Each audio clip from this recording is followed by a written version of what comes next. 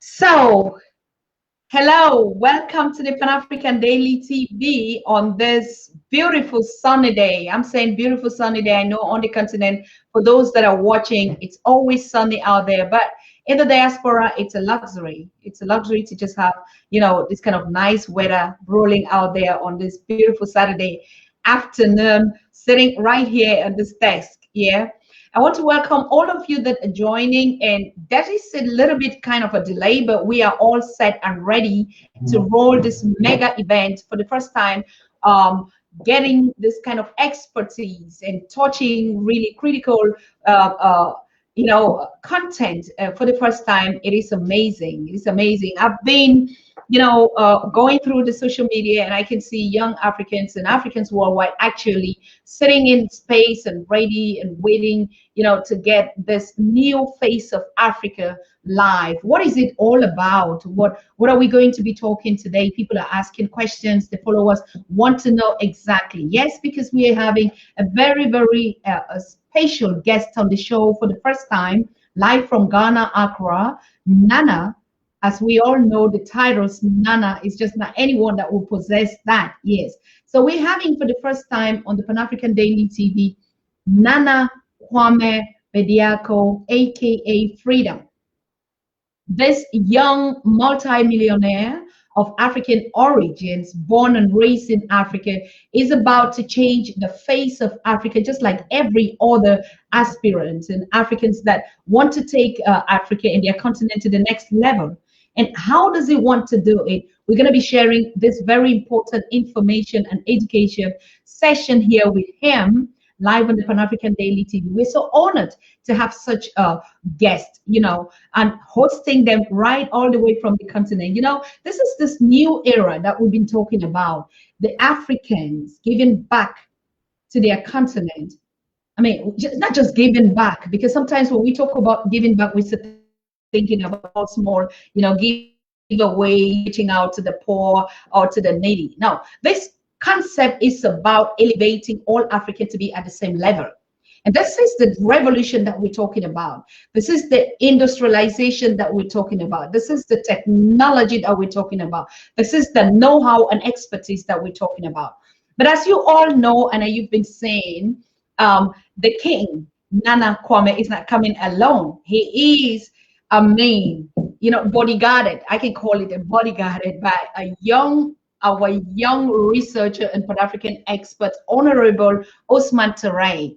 Honorable Ousman Touray, a lot of Africans have been anticipating, and he's been posting readings and research and being here, holding conferences, conversations, traveling at this point in time. You know what I'm talking about, COVID-19 and travel. We're all sitting here so locked down, like caged up in some kind of a format, but you hear the luxury on the continent, people just traveling, business as usual, of course, still keeping the social distancing and keeping the rules of the COVID-19 pandemic.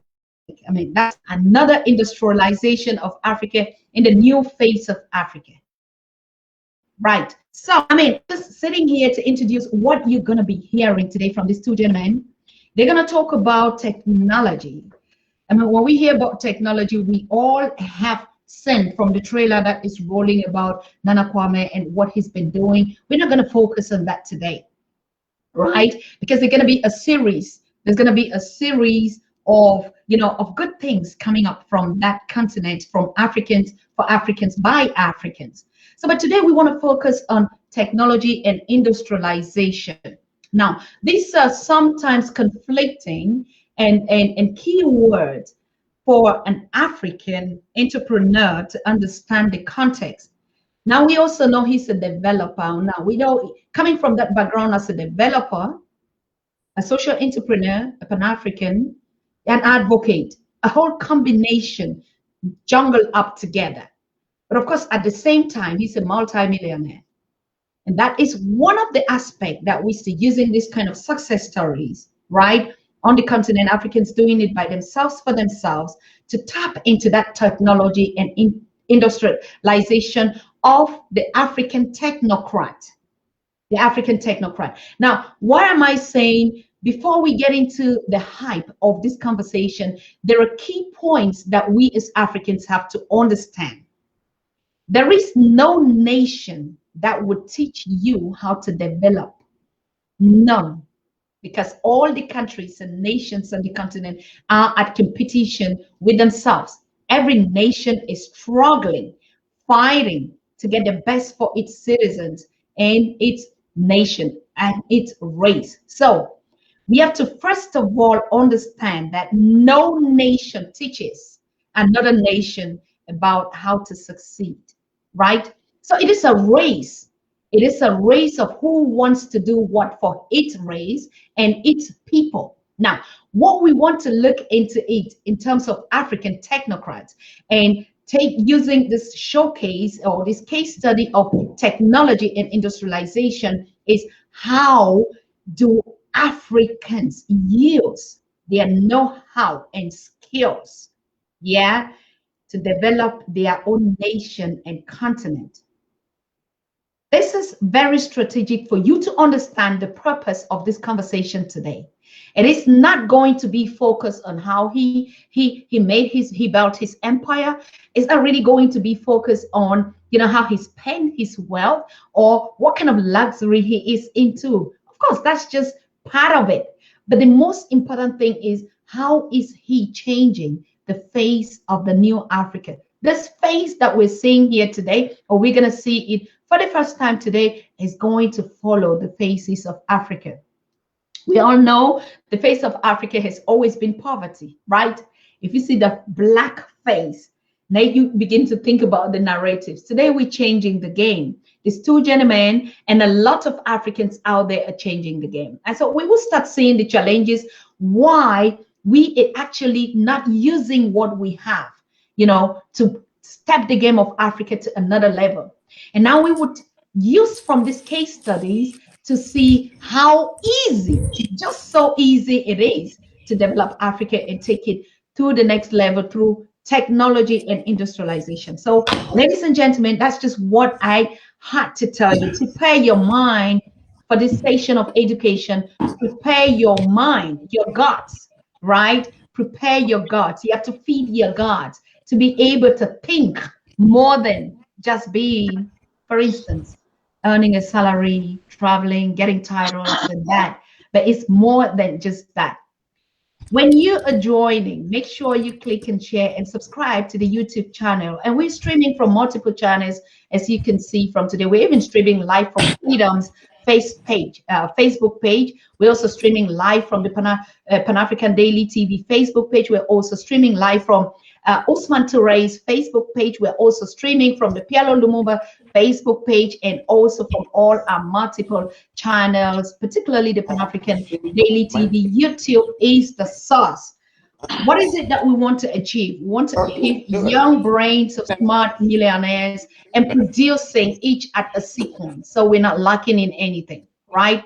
So if you're watching from any of these platforms, please make sure you click and subscribe on the YouTube channel, because that's when the series, that's where the classes, the master classes, the follow-up and everything will be taking place, okay?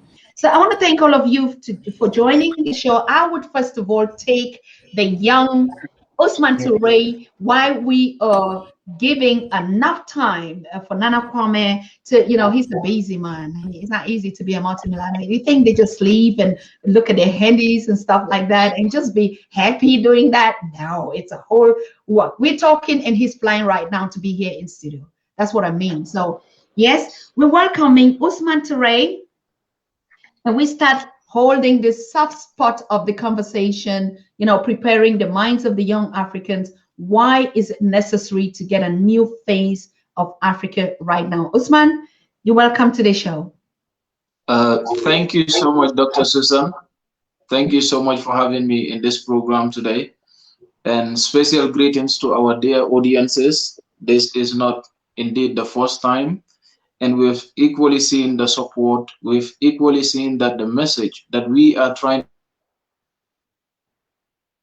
appreciated by young Africans, and all that we're asking for is a mind shift. All that we're asking for is a shift in the image in which Africa has been brand for the past centuries.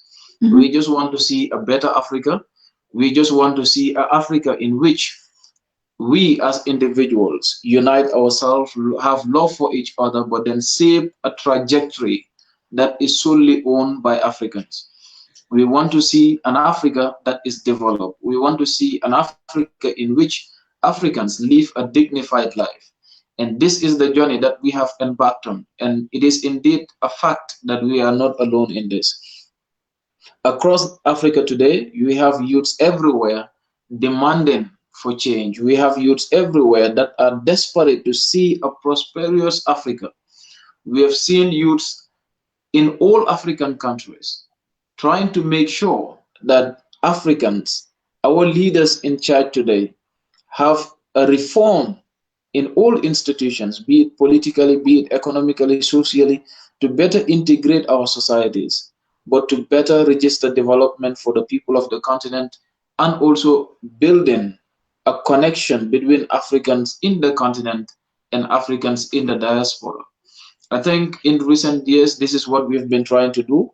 And we thank God that the message is going across. And also, there are Africans understanding that there is the need for this and they stand for this particular change to happen. Thank you. Thank you so very much. It's a pleasure always to have you here and to get you on the show. Now we are set and ready to bring live to you King Nana Kwame Bediako, aka Freedom. Please welcome him on the Pan African Daily TV for the first time. Thank you very much, Dr. Susan. Nana, I know you have been on a hectic day. How has your day looked like for you to just be sitting here now? My day hasn't been quite hectic. I took it very easy. Had some rest. Yesterday was hectic for me. I had to travel 600 kilometers to Takrady and back. And then I went straight to work. Then after I had dinner and meet up with some friends. And then today I took it easy. I went to the gym and went to see my mom. Then I had a meeting right after this, which was a Zoom. So it's been quite easy today. But this was equally very important to me. First of all, I'd like to thank you very much for giving me this platform so I can reach out to some of my people in Africa and share my knowledge with them, my experience with them. I'm very privileged and honored to be on this platform right now. Thank you. Beautiful. Thank you so very much. It is also a humble for us to have you here, because it's not just only sharing the platform with Africans, but you're bringing a package to the table. You're talking about the face of a new Africa, or the new Africa, and we've been watching you in your projects and stuff like that. So what is actually the new Africa? Well, the new Africa is just a mindset combined with development. I feel like the new Africans should change their mindset. Changing your mindset can even start from your diet. You can start to change your diet. You can start to change the way you think, the way you perceive things, the way you appreciate things, the way you value things.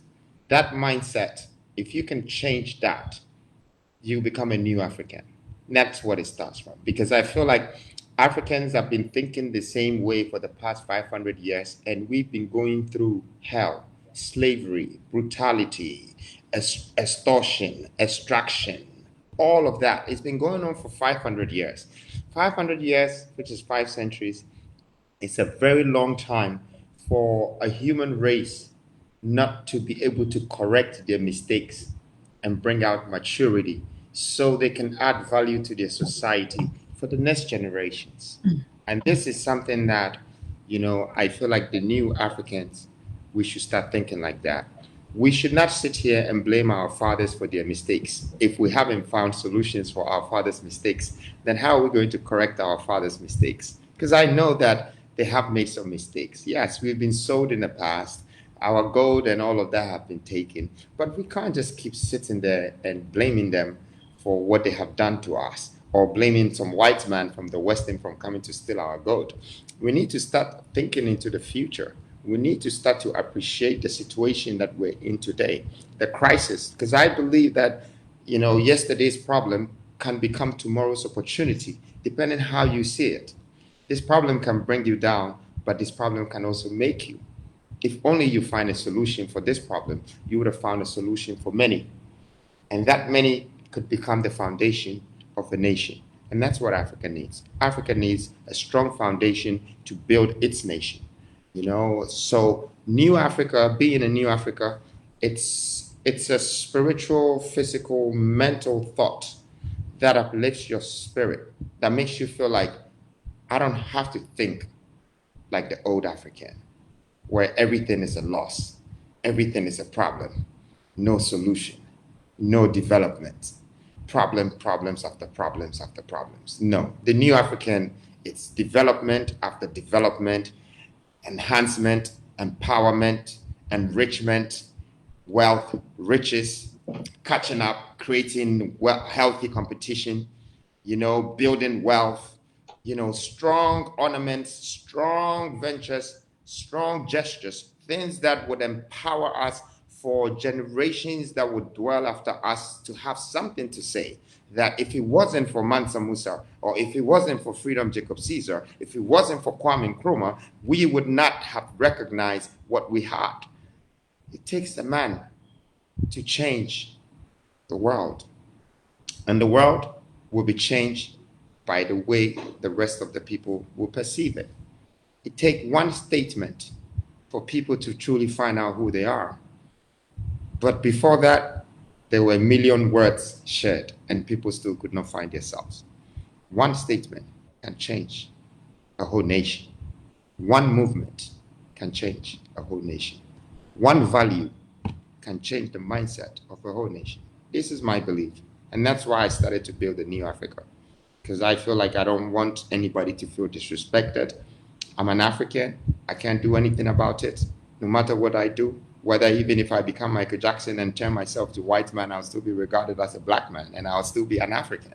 So I can only live for Africa and I can only do things for Africa. I can build wealth for Africa. I can add value to society for Africa. And even if the other parts of the world will benefit from Africa, it's because it's about Africa. And I think it's time that we start to think like the new Africans, so we can be the new Africans that will build the new Africa. This is putting words into action. I mean, the mindset is the strategy of thinking, and I think, like you rightly said, is a school of thought. So, like, if we want to go back, we're going to roll back 500 years to get all the minds focused. But what you are doing is something different. You are putting the mindset in a physical way where they see it. Now, is that changing the narrative enough? No, that wouldn't change the narrative enough. That's why I didn't just come with the words. I also came with the action. I have proof and track records of development.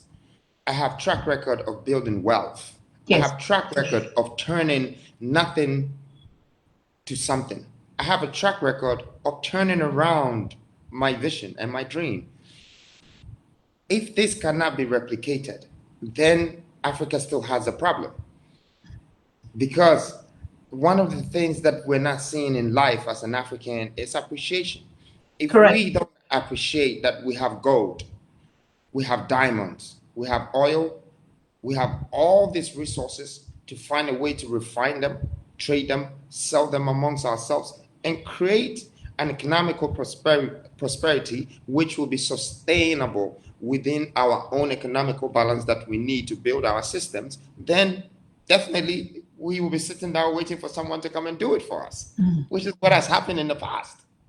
You know, we had kingdomship in the 13th century, in the 12th century. We were kings and queens, princes and princesses. We lost our kingdomship. We lost our kingdomship. Today, we have a different level of education, thinking that that is what is going to lead us to success. And most people are beginning to think that schooling is just education. No, education is what we learn every day. it doesn't end. Even before we die, we'll still be learning about life. And education should be about life. And if we want to learn about life, then we should also learn about the people who are in existence, living in life. And what does that bring? It brings value. So for me, I'm not sitting here talking like a president who has been empowered with the position, but without the wealth. Correct. I'm not sitting here talking like a king who was a prodigal son before he was before he was empowered to become a king. What happens with our leaders? Our leaders were poor before they became a president. And then all of a sudden they become rich because they're president, and they become important because they're presidents. No, it shouldn't be that way. They should have the experience of what wealth is, what riches is. If you don't have that experience, then why do you have a whole country in your hands when you have to control the finances of the country?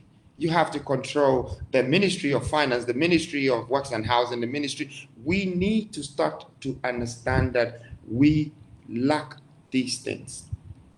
When you compare our system to the European system, a queen or a king in England is not a queen that just became rich because they've been empowered or they've been installed to become a queen. It's a royalty that has been consistent in its existence. And none of them were prodigal. They were groomed because it's like a systematic throne for them. When you come to Africa, you would see that our king today was probably in London working as a manager in Sainsbury's, and because he's linked to the throne, all of a sudden they come and put him there, and then he becomes rich, and then he doesn't know what to do because it's too much for them. Yes, of course. You can't give a man a world if they can't manage their farm. You cannot put the world in your hands. That's how God created us. God didn't create us to just take over the world. And to those who are listening to me, when I say the world, a lot of us are mistaking the world with the earth. It's two different things. The earth is the land that holds the world, the land that we find resources, the land that we build structures, the land that we accommodate ourselves with shelter. The earth is the land that feeds us. The world is the world that we live in, full of fantasies, full of tricks, full of, presidents and ministers and kings and poverty and all of that. What are we doing with the earth that we dwell on? And that's how I see Africa. It's a big land, an earth that is full of riches, precious metals, minerals, steel, all of that. And every time I turn on the news, I see poverty, shooting, killing, death, this, that. And then who are the people that dwell on this earth, this part of the earth? Black man, African. How do you think I feel? I have a pain in me. My pain is not because they are jealous of me. My pain is not because they don't like me, even though they dwell the same or they have the same color as me. My pain is how people will forever regard me and my people. And for the land that God has given us, which is full of riches, full of wealth, that we can create this wealth to save our people. And we're refusing to. That's my pain. And I don't know who is listening to me now, whether you're a poor person, a rich person, a president, a pastor, whatever, whoever that you're listening to me. This is my pain. I'm not standing out here screaming out, building the new Africa and freedom movement like some child who is trying to gain some name or some popularity. I'm here for a mission. My vision is well ordained. I am ordained. I am anointed. I'm appointed. And if Black people don't understand that some spirit, some myth, some creature has woken up from the inside with the power of the might, then they should hear me, because they cannot stop it and they cannot change it. It's supposed to happen. The time has come. And that's what I speak for. So I hope it took me longer to answer your question, because it's a bunch of things in me that has to come out. But the truth is that people haven't looked at me or the other young people who are coming up, building wealth and combining it with positions, with titles, with brands. We also want to become international. We also want to build conglomerates. We also want to change the economy. We also want to revolutionize development. We want to be the Kwame Nkrumahs and the Nelson Mandelas and the Martin Luthers back again as reincarnated to continue the dream that we didn't finish and to save all these people who are becoming billions without a future, without hope. I'm here for that. It couldn't even be different. I mean, you have to let it go, my king. That's why you're here. You're here because we want you to let it go. We want you to tell us how the new Africa should look like, not just peaches, not just anger, but the anger to change the face of this new Africa. Now, we're going to get directly into the subject matter, which you have been very articulate. You've been on one kind of conference and awards, with all sort of the rich of the riches. Yeah. And but you have said industrialization and the new African. Over to you. Sure. I mean, let's go back to some of the Western parts or the Western world. We just should look at how they built their world, how they built their countries, how they built a better system for their people, and there is nothing wrong to copy that. How did they become so successful with the system? They didn't sit there for China or for England to come to America to start taking America's gold and start taking their oil and taking their humans so that America can be built. No, they didn't do that. So that's the first thing that we need to look at. The second thing that we need to take serious. Okay, if they didn't do that, then what did they do for them to become one of the biggest engines in this world, the most powerful countries? They industrialized themselves. They industrialized themselves. Whatever they had, they industrialized it. Whatever that they went out there, whether you call it stealing, extraction, whatever you call it, they brought it back and still industrialized it. They built factories around it, created employment around it, and then got national demand, continental demand, and global demand from the industrialization that they were doing to extract or to take back from nations. That's what they did. Americans have been sending and selling the world stuff in the past 400 years. And in the past 200 years, when you look at the likes of all of these great men that Americans have sort of created and built, you will see names like Rockefeller, Onassis, Bill Gates, all of this. It's nice to have a country and to see great men that has impacted the world and affected the world at the same time economically and should I say strategically, taken so much from the world and brought it back to their country, for their country to have a stronger GDP and a better economy. Industrialization. Rockefeller, he industrialized kerosene. JP Morgan came, he built the biggest financial hubs and then used that same money to support the likes of Thomas Edison. This guy tried to get light 11,000 times. He tried 11,000 times to get it correct. If JP Morgan didn't have a financial hub to support him, do you think he would even try it 10 times? There was the funds were there.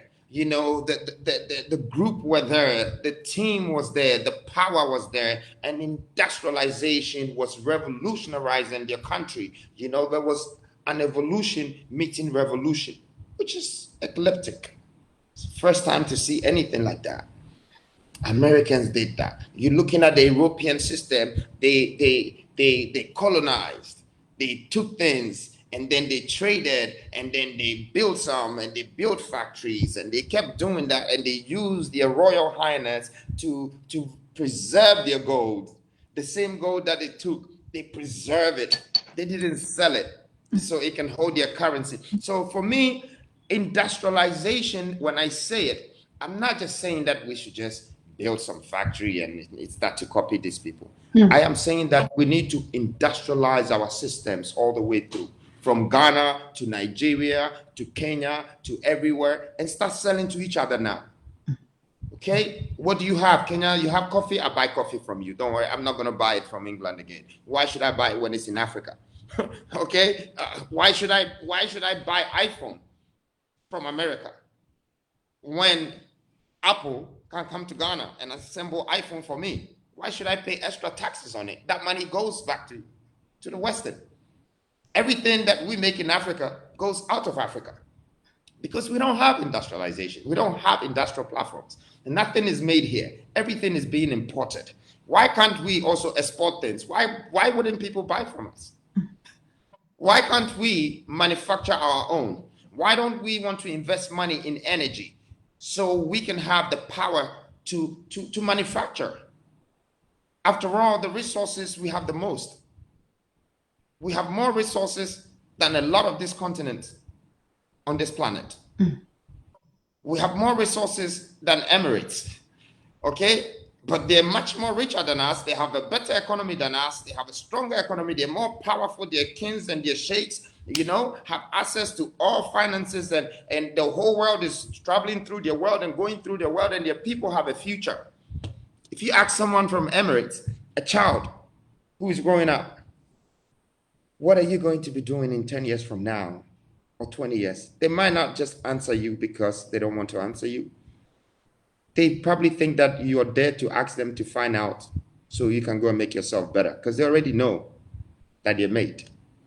If you ask someone from Africa that what are you going to do 10 years from now, or what are you even going to do after you get your degree from university, thinking of being a doctor, they also might not answer you. But this time it's not because they think you're trying to take what they know to make yourself better. It's because they have no hope of what they're going to be, even though they're going through an educational process which is supposed to guarantee them a job and all of that. But should this be our way of living as Africans? Should we give birth to children and wake up in the morning and think that we're going to go and work so hard? If we're going to go work so hard and then go and pay for their fees so they go get a good job?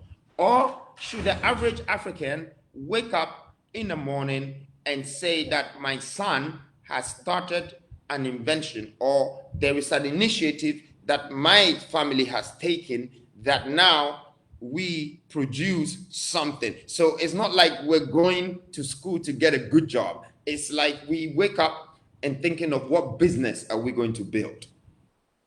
Not what school are we going to go and then after the school we get a good job when we don't even have the vacancies. What creates the most jobs is industrialization. That's what creates the most jobs. Even with banking, it has to be on an industrial level to create jobs. Medicals, it has to be on an industrial level to create jobs. Everything in this world, it has to be on an industrial level to create jobs and to create the average salary and to create a middle income society. And that's when you begin to have a system. Not when you have people at the top and then there's nothing in the middle and everyone is at the bottom. Struggling, hustling, falling, you know, why wouldn't the average African be jealous of their own brother? Because they haven't experienced life the way they can make their own easily. They haven't. And that's why I cannot revenge and I cannot hate my own. As much as they probably hate me, some of them, I love all of them because I know their situation. I know that if the situation wasn't as bad, the mindset wouldn't be as worse. Absolute.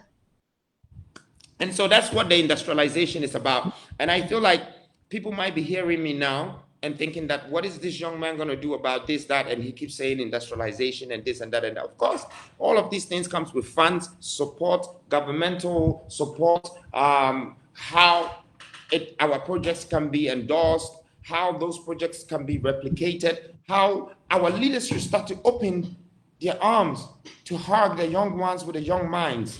Because one day I'm going to be as old as them, and I don't expect to be doing this. I would definitely be wiser, but I wouldn't have that much energy to say that I'm going to do what I want to do now. So first of all, and I'm not advising them, I am telling them with authority as the Prince of Africa that they should start to open their arms to meet the innovative young people who are doing well with themselves. You know, it's not like we're doing drugs or we're doing crime. We are trying to revive our culture. We are trying to build our continent. We are trying to save the lives of our people. They should hear our voice. They should open the doors and let us sit on the tables with them. Let them see what is in our heads. Let them try to implement it. Let them make us help them to build it. You know, I'm bold enough to say that I don't think an 85-year-old man who some democratic system have made them become a president is going to build the future of Africans. No, he's wise enough to advise us, but he's not strong enough to build our future when he has already lived his future. He's lived this future. This is life. When we're 80, we're old. We live on legacy then. We don't dwell on an economy. We don't build an economy at 80. No, we don't build an economy that age.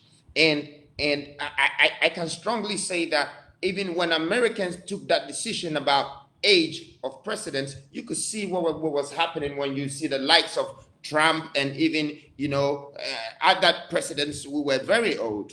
You know, it's not like they're not supposed to be in that position, but we are not supposed to let them be in that position. We are not supposed to let them be in that position. We are supposed to make sure that the youth is the foundation of whatever conglomerate, whatever entity, whatever organization that controls our judicial system, our legislation. You know, you're talking of a city, a country, a nation. You know, you need strength. You don't need stages and bow ties and ties to give great speeches. No, you really need to get some work done. Your people are broke. Poverty is everywhere. And you need to create a system that pays everybody. You need to create a system that guides everybody. You know, the social welfare, how our taxes are used right, how people are taxed and how that supports the system, how we can actually export things out of our country and start taking money from other people, from other countries, so we can bring it into our system and let the economy grow. These are the most important things that I believe we should be looking at. We shouldn't be sitting here looking at who has become a president or who has become a minister or a governor and so what? What is the contribution that they have brought to this entire continent, which has impacted the growth of our economy? These are the questions that I ask myself and I ask those leaders and I ask even Africans. And now maybe I'm talking so much about leaders, but let me also talk about the public. The public is very reluctant. The public is very, what word should I use for them? Complacent. How can a poor person be complacent? How can a man who is looking for a dream be complacent? How can a man that is struggling be relaxed? The only reason why sometimes we have too much capacity or we build up a lot more capacity to do what we do is because We seen ourselves in crisis and situations that we want to change it. That's how I was born. My father was rich, but my mother was penniless, broke. And I didn't want that. I wanted to change. I wanted that curse to become a gift. It woke my spirit up inside. I learned to give, not to take. And so I'm sharing now because I really want to give. I really want people to see that the change that we need is not just some democratic constituencies that would empower you to put you in a position and call you a governor or a president so Africa will be built. No, the change that we need is us. We should all be awoken in the spirit, like how I feel right now, like how I sit. I sit on a throne, and that throne is full of mightiness. And my force and my support behind me is not just from humanity, but it's from the universe. Correct. It's powerful. It's very powerful. And I believe that, you know, there are going to be so many of me. If people start to believe, or people start to activate that part of them from inside, from within. We are black, we are Africans, we're strong and we're powerful. And there is proof of that. When you look back, some of our ancestors have really impacted the world globally. Some of our ancestors were the richest that ever lived on this planet. Some of our ancestors were greater kings and queens than the Queen Elizabeths and the Queen and Henrys and all of that. So we are powerful people, and I want Africans to activate that. I might just be saying it the way I'm supposed to be saying it, and I know that maybe some people are not gonna like what they're hearing, but of course I'm not here to impress anyone. I'm here to make a change. I'm not here to impress anyone. I'm here to say what the million or the billion couldn't say when they had to say it, because I'm bold. I have courage. I have patience. I have integrity. I have wisdom. I have knowledge, and I have understanding. And these are the greatest tools that God can ever bestow on a man that lives on this earth. It's not the riches. It's not the position. It's not the president. It's not being a presenter or being a player, whatever you think you are.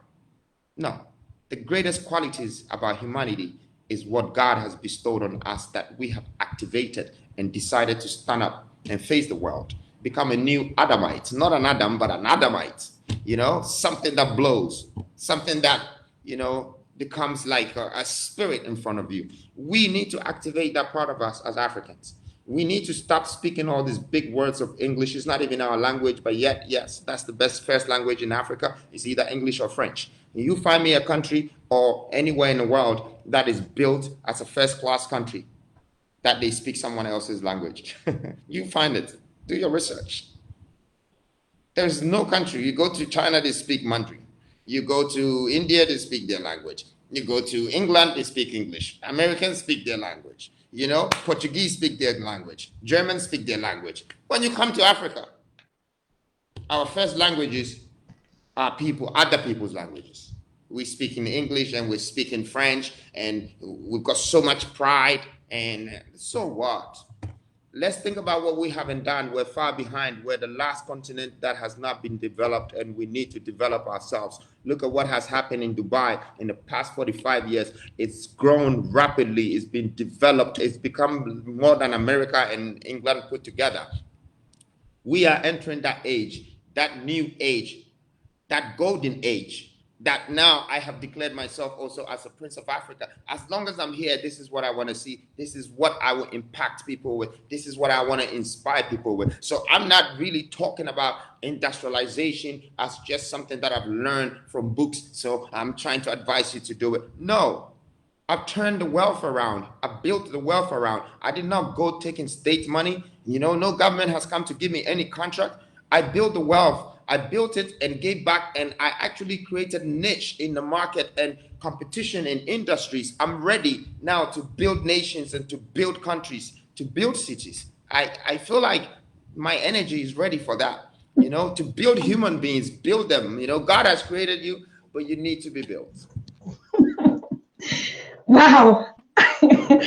I mean, you can see me, I'm just laughing because that spirit, exactly like what you're saying, the spirit of just taking what is yours, sitting on that throne and That's it, being Doctor. that kingship that you are. I would like our listeners that are watching you and following you that don't even have an idea who you are to just take a look at the short video. It's just a 2 minutes. I know we've been putting trailers there, and you'll be getting a lot of documentaries on him. Not him as a person, like he said, him as the spirit of a new Africa. So take a look at this video and just get an idea of what we're talking about here. Thank you.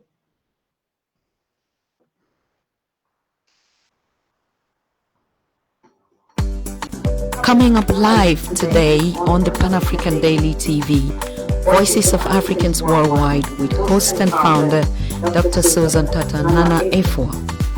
Exclusive guest, Ghana's multi-millionaire Nana Kwame Bediako, aka Freedom, and young Honorable Ousman Touray, Pan-Africa's future president candidate. Our topic, the new face of Africa is now. Technology and industrialization of Africa and way forward. Time, 7 p.m. Europe, 8 p.m. East African Time, 1 p.m. Eastern American Standard Time, 2 p.m. Caribbean. Who is Nana Kwame Bediako? Nana Kwame Bediako is Ghana's multi-millionaire. He is CEO, developer, philanthropist, and visionary with projects such as Wonderwall Estate, Petronia City Development, amongst others. His net worth is estimated at $4 billion US. Nana Kwame is the guy who bought Cristiano Ronaldo's Lamborghini Aventador. He just acquired another machine 2020 and many more luxury goods. Nana, aka Freedom, is born and raised in Ghana. He studied in the UK and has built a multi-million-dollar empire. He's a successful entrepreneur who has developed hundreds of luxury real estate properties in Ghana with his company Wonderwall, among other high-end investments out of Ghana.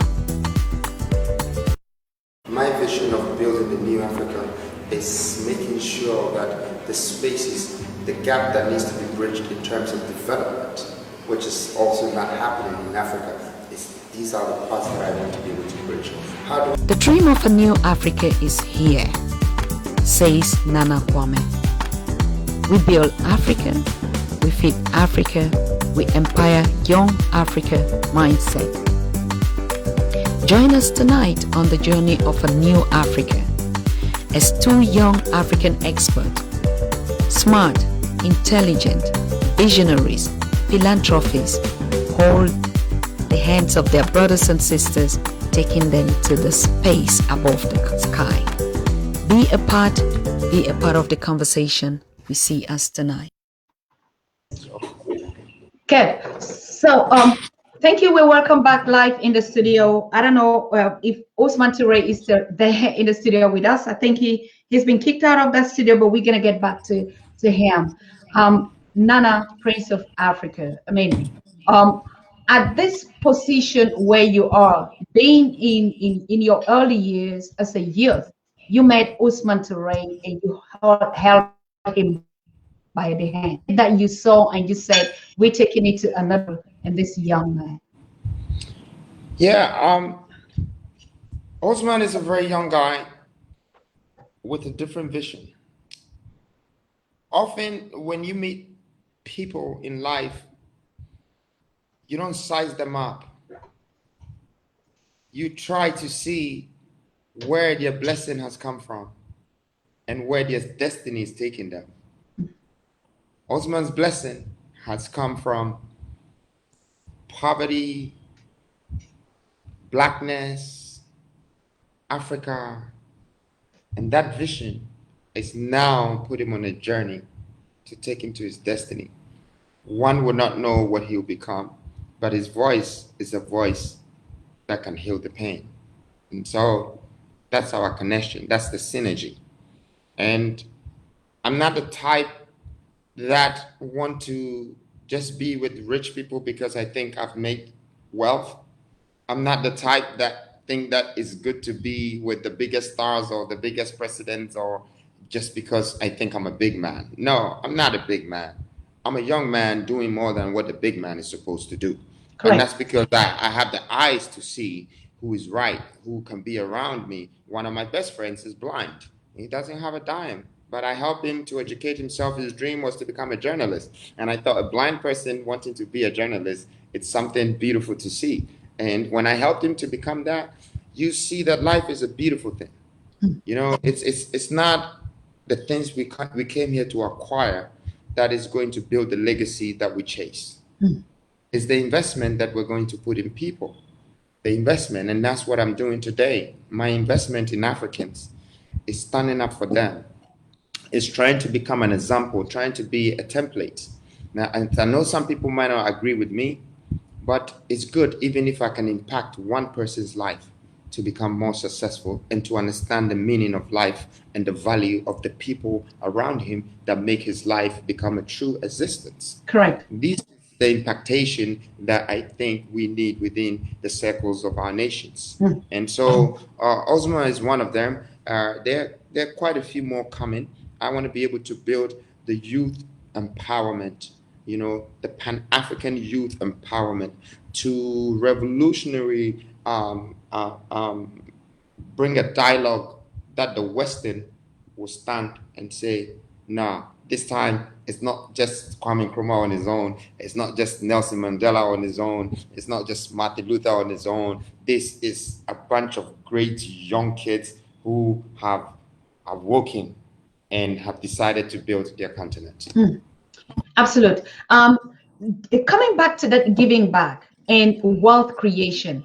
I mean, when we look at the face of the Africa, I mean, you're talking about the new Africa. I look at you as the face of the new Africa. Now, what am I trying to say? We know the Bill Gates. They have their, nobody talks about Bill Gates, about Microsoft. They talk about him as a donor. They talk about him as giving lives or saving lives or whatever. And but this system of giving to an African is a deadly system. We know it. And so what I found that is so profound in you and this mindset of saying we are holding hands to take all of us to another level is what I think is the new Africa, and I appreciate you for that.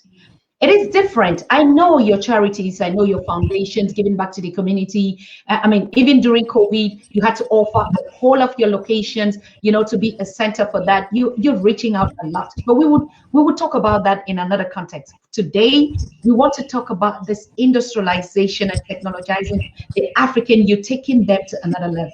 You would have chosen to say, like the politicians you do, buy a rice and go and campaign and do something, and so that people should just see, or like the other foundations or the West have always been doing to Africa, you know, take the wealth and then bring the crumbs and then make the name and they show the face. No, you're not doing that. You're saying we have to build one another. We have to multiply the multi-millionaires. So all of us have to be on that place. So they test the wealth, they enjoy it, they have the wealth, they have the fear. So you're building kings and multiplying those kings that you are. I think that is exactly what industrialization should look at. If you look at the Israel model, and I mean, we're getting back to that topic where you said Africans have that, but there is one thing that is just lacking. The need for us to put nation first. And when even we travel into the diaspora, the skills that we should be able to plagiarize or to emulate or to copy and bring back to develop our nation. Maybe that is the spirit, and exactly using your word, that is what you need. Or am I missing a point here? No, I mean, I think we all are thinking on the same level and we are also in the same realm. However, it's one thing to say, it's another thing to do. Yes. The doing is the hardest part. The doing is where, you know, the structuring, the planning, the engineering, the funding, the laboring, the maintenance, the management, It's a whole lot of things that Africans are supposed to learn how to do all of these things. When they talk about building wealth and maintaining success, riches, and all of that, it's a lot of work. That's why most Africans are not built for it.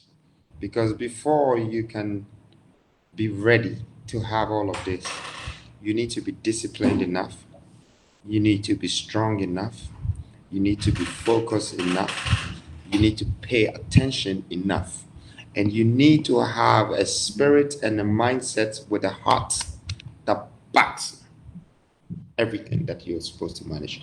This is not the coursework you did in school. This is not assignments you did. This is reality. This is the real world. This is not the guys who were scoring A in mathematics and A in English. And then when they came to the real world, they were scoring minuses, D plus and E plus. Because, the reality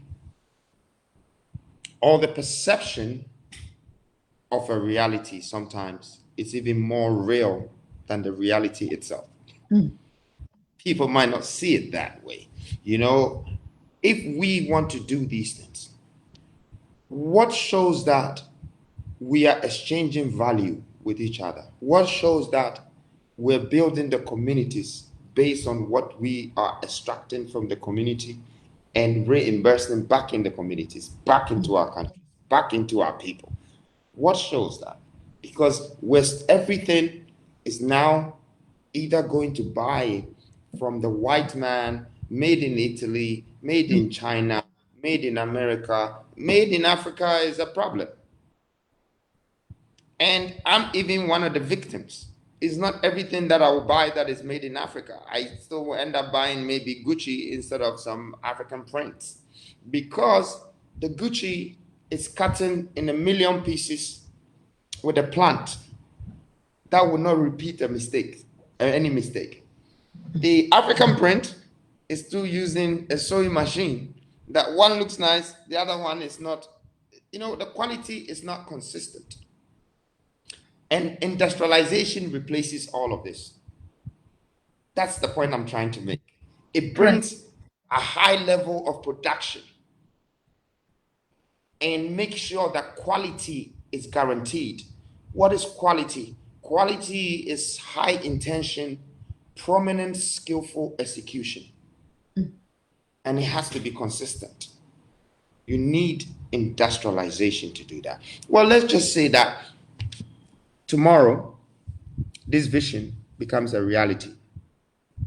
And a lot of industries have been built in Africa to do with manufacturing hubs, technology hubs, like my dream and my vision. Are we very sure that these same Africans can manage, maintain, control all of these things that I said? Be disciplined, be focused, pay attention, distribute proportionally. Are they ready? Because they don't have that skill. So I am standing on this platform today saying that they should start it now. The future started yesterday. We are already late. They should start it now. They should start it now, because I can see the average African having the mouth to speak, but not the skills to do. They all know how to say how one African came by his wealth, how one African fell, how one African is in trouble, how Michael Jackson is this, how what is his name, Bill Cosby is this. We know all of these topics, which has become a gossiping platform for the average African. What has even the Western history got to do with our economy? Why should that be our problem? Why can't we create our own Jay-Z? Although Jay-Z is a black man, he's a black American. So why can't we create an African version of him? What did the Americans do to make him so powerful, to make him the best of customer product? But why do we know about Jay-Z, but we can't create one? These are the things that I believe that we need to start learning, practicing, and going towards the journey of industrializing our minds, ourselves, our nations, and our countries. This has to be a part of our skills. I want to be able to introduce my own educational platforms that people can learn and we can brainstorm. It's called a thinking subject. So Correct. we can start building ourselves today. Correct. What is Petronia? Petronia is built with 3 different phases. Phase 1 is the industrial hub, industrial park, industrialization. Phase 2 is the technology hub. How can Africa, a whole Africa, 1.2 billion people, we don't have a technology hub? Technology, we are in 2021. This is what builds the fastest speed in everything, in development, in industrialization, even in dating. You need technology today. We don't have a hub. We are still taking mobile phones, that every mobile phone in this world is made of a coltan.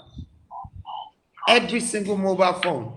Yet we're still importing it from someone else's country and paying taxes for it before we can own a mobile phone. Do you know, or did you know, 92% of Africans are using mobile phones? We are the most mobile phone users in this world. 6% are on computers. 92% are on mobile phones. Why do you think these telcos are running around with mobile money like some chickens or monkeys who have seen banana? It's such a huge opportunity for them that our transactions, our life is becoming the mobile phone.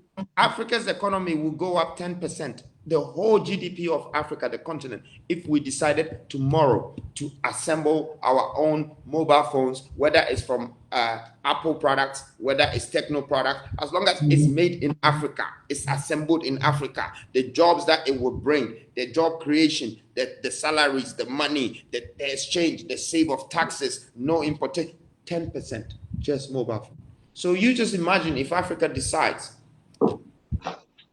to refine, to manufacture, to assemble, to build 10 or 15 strong products in the world that we demand so much, just on our continent.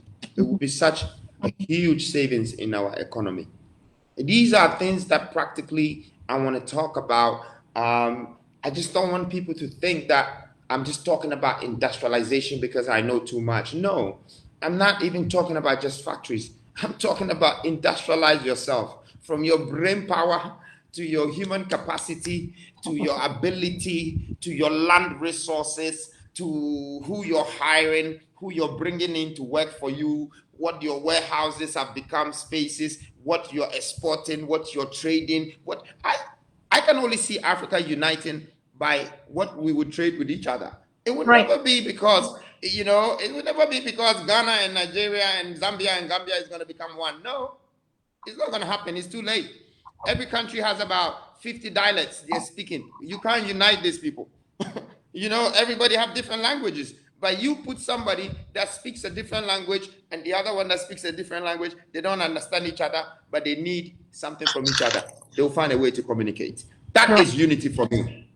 That is what I call unity. This is what I want to bring into Africa. I want to do this for Africans through industrialization so we can start to trade amongst ourselves. I want to do business. I want Ghana to do business with Nigeria and Ivory Coast. I don't care if Ivory Coast Ivorians are speaking French and Ghanaians are speaking English. No, please. We both have cocoa. We have something in common. We can do business. And this is real, impactation. It's not, we're Ghana, so our laws are different. We're Ivory Coast. And then when you go into Ivory Coast or Ghana, okay, we're Ghana, our laws are different. But as soon as you enter Ghana, this one says, oh no, we're Ghans, our laws are different. We're Ashantis, our laws are different. We're Ewes, our laws. I mean, how many barriers that will barricade our mindset of development? Is that what they're doing out there?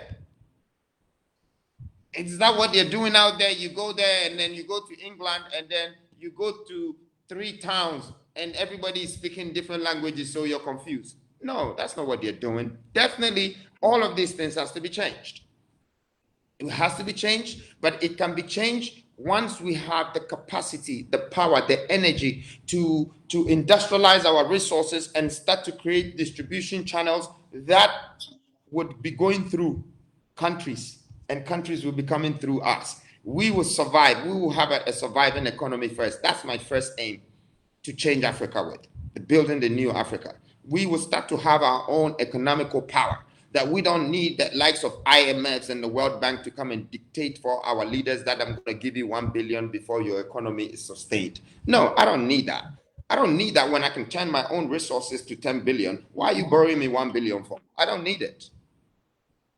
I don't need it. And you know what? I know that every month I can get that 10 billion from Nigeria alone. And Nigeria knows that, you know, every other month they can also get 50 billion from some other country. Or this is the economical power we need. Truth and nothing but truth shall set Africa free. The mindset shall set us free. And the new Africa is right here, ladies and gentlemen. I want to thank you, all of you, for actually paying attention to this. This is the spirit that we're talking about, this, the revolution of the mind to industrialize our capacity. And now I would just dwell on one thing, that if you look at the brain drain, like we're saying, I know it. You already got the point. I'm not going to repeat it like, oh, the leaders are not giving the diaspora the opportunity and stuff like that. Now, we're talking about the skills that you're talking about. We look at all the nations. They go out to learn. All right. You already mentioned it in the beginning. Why did even the West come to Africa? To steal, to copy, to emulate. And they brought it back to develop themselves. Now, we Africans are in the diaspora, millions, right? So if we have the spirit of nation first, so our first choices would not be get a paid job and a salary, get titles, and just be comfortable to know that I'm just earning and working. It should be first, I am working at a global conglomerate, like you're saying, but I want to know what that technology is. So my nation first. So it should be stealing a lot of intelligence out there. Why not? The skills out there and bringing it to build the capacity of the people or your nation. Am I correct? Okay, so first of all, I think Africans should not think of even going to steal anything from the Western and bringing it here to build their nation. Why? Because Africans are not good thieves. Yes. It takes a crook to catch a thief. If we were good thieves, nobody would come to steal us because we're not good. Okay, Africans are not good. We forget ourselves by giving our own away. We give up our people. We give up on our products. We give up on our resources. A thief does not do that. A thief is coming to set their teeth in a bite, or have a sticky fingers that they will extract something without you seeing. They will lift your wallet. They will lift your gold. They will lift your oil. You will not see it. That's a good thief. Does Africans know this? No, we don't. So what is the solution for this problem? Just hire the thief. You just learn to hire the thief. Oh my God. Go and hire the thief and tell him exactly what you stole my stuff to do for yours. Can you do the same for me? And I'll pay you. That's it. So that same thief doesn't have to come and sit with your president behind your back and then lift again from your wallet, lift from the state without you seeing. That's what I'm here to do. I'm here to apply wisdom more so than applying my pocket, more so than sacrificing my heart. Yes, I'm a giver, but I'm not here to sacrifice my heart. Correct. I'm here to apply my wisdom against my opponent. It's a battle. I might not have guns because I don't make one, so I'm not coming with guns. I might not have sword because I don't make one, so I'm not coming with them. And of course, I don't have horses, but I have brain power. I have wisdom. I can be the next Haile Selassie who defeated his enemies from behind them. It was the first time in history that people were going to war expecting to meet their opponent. Everyone goes to war by meeting their opponent. For the first time, Haile Selassie came from the back. They passed the opponent. He came from the back and defeated them. Now, that was not gunpowder, and that was not guns, and that was not swords. That was wisdom, brain power. And this is what we should do. Africans should hire the thieves. We should hire the world. This is what I'm out there. That's my mission. So I'm hiring the Asians. I'm going to hire the Middle East. I'm going to make the money too, of course, because they like it. I'm going to hire the Englishman. I'm going to hire the American. And I'm going to tell you, you're very good at media. Please, put me everywhere. Put me on Bloomberg. Put me on Fox. Put me on CNN. How much does it cost me? Let them know that I'm the new one building the economy. What they need, tell them to come to me now. I can sell to them. They don't need to come and steal it anymore. You know, this is the sort of spirit I'm talking about. You know, you hire the world and let them build your world for you. So when you're gone and when you're not here, they just don't remember you as freedom. But your absence is felt every time they need or they find freedom. Freedom, aka freedom. Yes, I like it because you even are not about all the titles. Like I mean, we've been having a conversation on this. You're really on that what you spell freedom. Now, what is this significant to you? We know, okay, freedom, Jacob Caesar and stuff like that, but freedom, that word of the new African that you're trying to project, is not the freedom of go and riot in the street. Partly is not the freedom of that freedom. Can you just break it down? So I'm basically telling the continent that what they saw in the 60s, the likes of Kwame Nkrumah and all of these people, Martin Luther, and all the things that they tried to do to emancipate ourselves from slavery, you know, it's a mentality. But that is a mission that they didn't finish. So that's my name because I'm continuing it. But people are not hearing me. You know, a brand is a character. A character is an image. An image is a perception. Perception is life. So I want people to understand that freedom, Jacob Caesar, is not that I am saying I want to be some white man, so I chose Jacob Caesar. This. No. I am telling you, I am your modern freedom. That independence that you had democratically did not sustain you for 5-6 decades. Your systems are still broken. Your people are still dying. There's still poverties. I am here to create the new wealth. I'm here to build a new Africa, to continue Africa from where it was left off 5-6 decades ago. That there've been so many leaders that, you know, they just came to protect the seats that they sat on and not the country that they had to build, the nation that they had to build, or even the countries that they had to create again. Me, I came for that. That freedom that Africa is looking for. I'm sitting right here. I sit on a throne. My throne is not by man. It's not anybody that told me, oh, democratically, oh, I'm from AU, I'll make you the president of AU. It's not UN coming to tell me I did this. No. This is the power from the universe, the mightiness. I claimed it because he realized that I have the heart, I have the guts, I have the balls, and I have the experience, and I'm ready. So he decided to build a new David to face the Western as a Goliath. This time, I'm not going to kill anyone and cut their head off. This time, I am going to make sure that the story is buried and the history is made. Because the story of our people, Black people, doesn't give us freedom. We're disregarded. I am going to bury that story and I'm going to make a history. So those who are listening to me, I know people have their doubts, but I'm not here to make headlines. I'm here to make history. I have the capacity. I have been installed. I am your new prince. You like it or not, I claim it. I am your new prince. Listeners, I'm serious. I am your new prince. Freedom, Jacob Caesar. And you want to know what Jacob means? Jacob is the same tribe that we came from. Jacob, it was Isaac and Ishmael. Ishmael went to the east. That is the Arabs, the Middle East. And then Isaac that gave birth to Jacob, and Jacob that built the 12th tribe, the tribes that has brought all these descendants, where Africa is from, where other parts of the world is from, China, everywhere. This is the 12 tribes. I represent that. My knowledge, my wisdom surpasses the level of this humankind because I dwell with them. I dwell in their spirit. So that name is there. Caesar, I'm going to break that down for you so you know.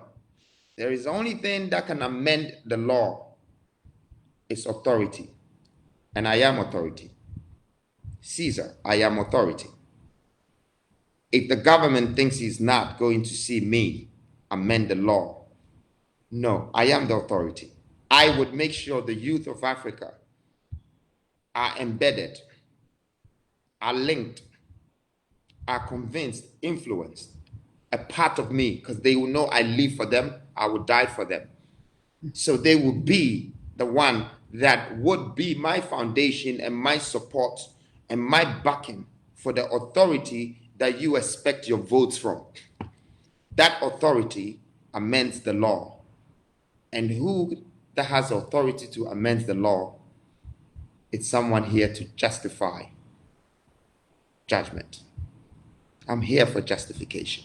I'm here to build a nation. I thank you for giving me the chance, because I've never had a platform to break down the Freedom Jacob Caesar character for anyone like this. So those who are listening to me, the Prince of Africa is not any cartoon character, okay? This Freedom Jacob Caesar is not a joke. It's a true movement. It's a true movement and is guided by the spirits of your ancestors, the lords of these lands that are in the dwelling of the mightiness. It's a movement. It's a big one. It's a change. And it's definitely going to bring that change. If I wasn't going to be doing it, I wouldn't have started already. So please, try and look for me out there. If you find me, I can guarantee you that was built in China. It's a copy. I am here, the true prince. I am here. And I dwell on the lands of Africa. And the Western is going to wake up and see that there is an omnipotency power that has woken up in Africa that is impacting the youth and transcending the movement. And people are changing their minds because they realize what they have is more wealth. And now they understand the value of life. Freedom Jacob Caesar is my name again. Say my name. Yes. Oh, I can see that the chat is actually warm. We love you, Prince. We appreciate you. We are with you. We support you.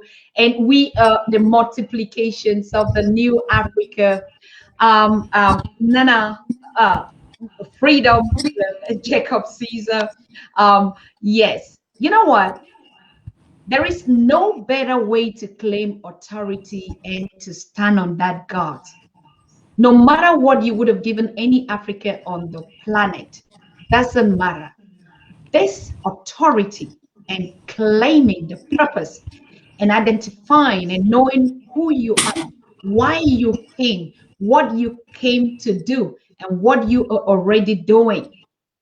There is no level of authority that is just what you are putting into the young African or Africans worldwide that are watching you like this.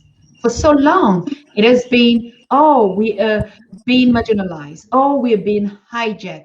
For so long, our narratives have actually helped to dim us down, to keep us docile. Oh, no, don't speak like that. They will kill you. Oh, no, don't talk about the liberation. You know, they killed the Patrice Lumumba and the Thomas Sankara, and this day would kill you, the Malcolm X and the Malcolm Luther. Where were they? Who are you now? No, the imperialists.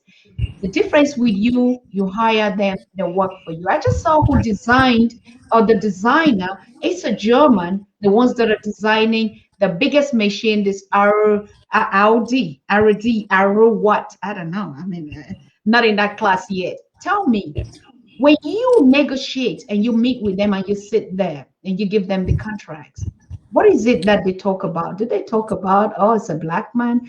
Money doesn't have that color, isn't it? Can you just money is not racist.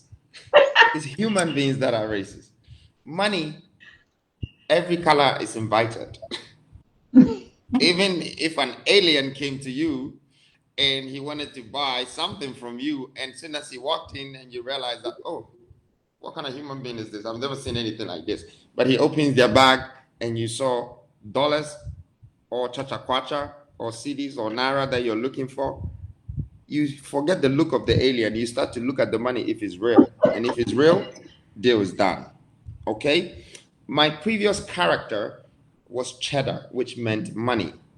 Before I would evolve from that street level of education into the corporate world and into the global world, money was my character. It was the biggest thing that I learned about. And so I want people to understand that I have had my education from the journey of my life, not from the classrooms that I stayed in and the lectures that I sat down to listen, but it's more so from the journey of my life. How powerful money is. What does it do to us?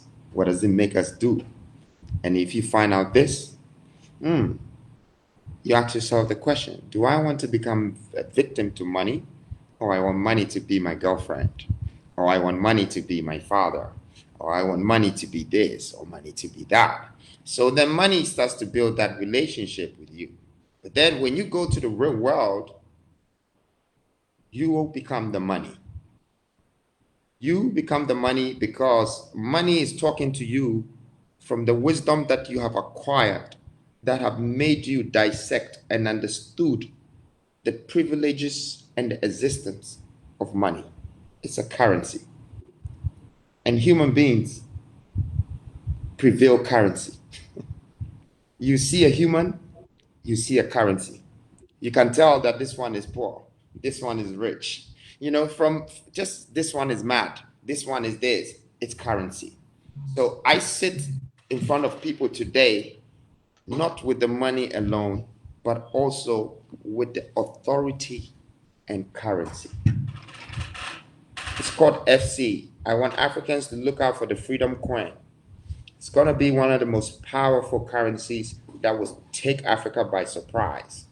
It's going to be some of the biggest trading platforms that every young child in Africa will get up in the morning and will never walk into the bank again. They will put their money on a trading platform that they can rely on their own resources in their country. Gold belongs to you. It goes up every day. Why do you go and put your money in the bank when the bank will take something from it? When that money goes onto gold and gold goes up tomorrow, every day your money is going up. The gold belongs to us. If we can preserve so much of it, I'm telling you, I might have hired people to work for me. If Africa can preserve so much gold, I'll bring the whole world for them to work for them. Because that's the biggest currency. And I have that power, the power of purchase, the power that God gave me through wisdom. He said, don't follow the money. Don't chase the money. Take my wisdom over the rubies and the diamonds and the gold, and I'll let the world subdue to your feet. This is a covenant between me and God. And so I have a true relationship with the existence of creation and power. I won't be talking like this. I won't be standing and sitting on this platform and speaking with this much courage if my backup wasn't untouchable. There's nothing that can touch my backup. If he who that things can take this man without my creator would take 1 billion of the nation. They can never. Because I dwell within man already. My words will exist among humanity already. They are ready for it. They are already they're already infiltrated. They're already part of me. They're already feeling the spirit and understanding that there is a value in creation and there is something above us that is controlling us. I'm not just talking about the average person that goes to church. I'm talking about what really your heart and your soul does. to this world, what contribution that you have, how ready you are. That's when you hear the Spirit talking to you, because God is not going to send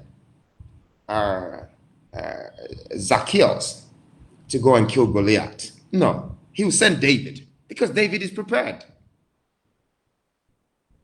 Because David is prepared. He didn't just pick David. David was prepared.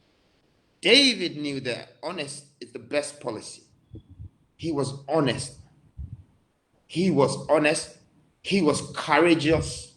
He was ready. He spoke. Who can kill this man? I will. And everyone laughed at him, underestimated him. But when courage speaks, don't think about the size. When courage speaks, don't think about the size. Think about the courage. I am ready. I am here to build wealth. I am here to industrialize my communities, my cities, and my countries that will connect to the continent. I am here to build nations. I am here to add value to humanities. I'm not here to give you degrees. I'm not here to give you a back pass. I'm not here to give you any cash that will make you go and spend it on something else that you don't even know what your life is taking you to. I'm here to give you that predominant knowledge, wisdom, and understanding that will be transcended into generations, that will build nations. I'm here to give you a value that is priceless. You can hate me. You can do whatever. You can attack me. But my presence right now is just like the Son of a Man in a Christ form. I'm here to give. I'm here to sacrifice. I'm here to make sure the value that we have lost to the Western world, to the parts of the world, is claimed back. We have to take it back again. I'm here to build a kingdomship again. I'm here to bring the spirits of the likes of Mansa Musa's and the Nelson Mandela's and the Haile Selassie's and the Martin Luther's and the people that didn't finish what they're doing, so we can continue the journey of the Black supremacy. I'm here for that. Wow. That's what I came here for. Ooh. It goes beyond money, doctor. It goes beyond just industrialization. And it goes beyond just building hotels or buying cars from Ronaldo. It goes way beyond that. Because I'm not here to sign a contract. No, I'm not here to be labeled either. I am here for the entitlement. And that's why I already told you, I am an authority. Leaders, don't stand up against me, because you will be stabbing your own self. I'm your only pride. Young people, don't come against me, because I'm the only thing that if you can learn and add it to what you already have, maybe you can become more than me. I'm your best degree. I'm your best value, one of your best that ever lived. And Black people, ain't none of you stood up for yourself like the way I am ready to stand up for you. You all separated yourself and started calling yourself with different labels, Black Americans and Black English and Jamaicans and this and that. No, I came as the universal character, the only one Black man that stands for Blackness. I'm an African and I'm Black, period. There is nothing that is going to miss this blood. There is no concentration here. I am here for the race of a Black man of Africa, to claim our heritage back, not to say I don't like any white person. I love everyone. I'm a universal thinker. I'm a universal human being. I'm not here to even judge any human, no. But the defaults of a Black man and the Black man being disregarded is something that I want to make sure is restored. You know, I want to revive our culture, our heritage, our value again. So when I'm not here, you can point your fingers, even when you saw my picture, and say that this guy did not come for the money. This guy did not become a president. This guy did not just sign a contract. This guy came to change humanity. This guy came to change the world. That's That's what I asked for, and that's what I represent. So this interview, Dr. Susan, should keep it, because 50 years from now or 100 years from now, maybe your great-granddaughter would have it.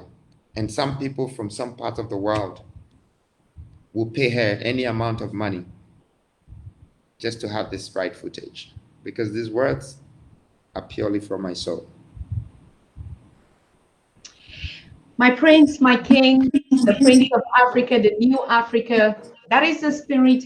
I'm opening up the line to take some questions. Are you okay with that? I don't know why Ousman is really complaining. His phone keeps speaking him, and he won't stay in the studio with us. Probably we'll have to get a replay with him on this very narratives. I want to take some questions. We're okay, right? Can we mark the questions? Maybe 5, because I think I'll have a next one coming soon. Okay. Minute, please.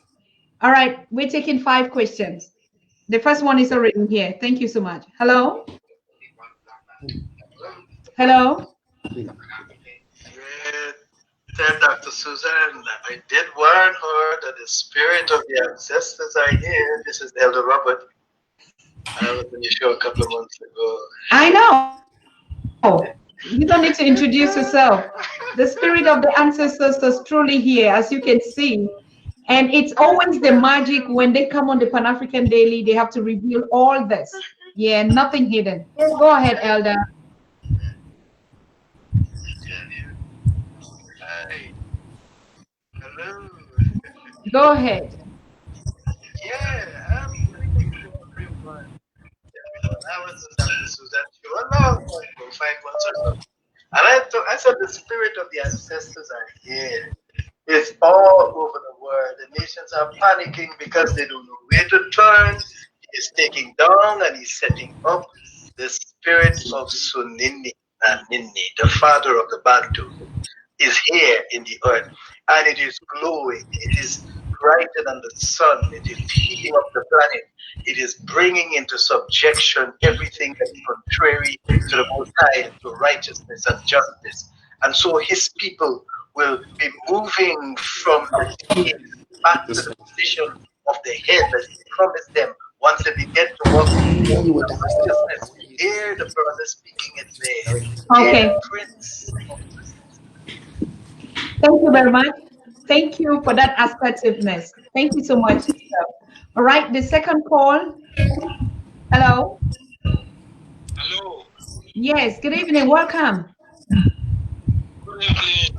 I have a question and I also have a suggestion. Go ahead. Please keep it short. Fine. Go ahead. Okay, very good. So my question is from Jacob Caesar Freedom. Go ahead.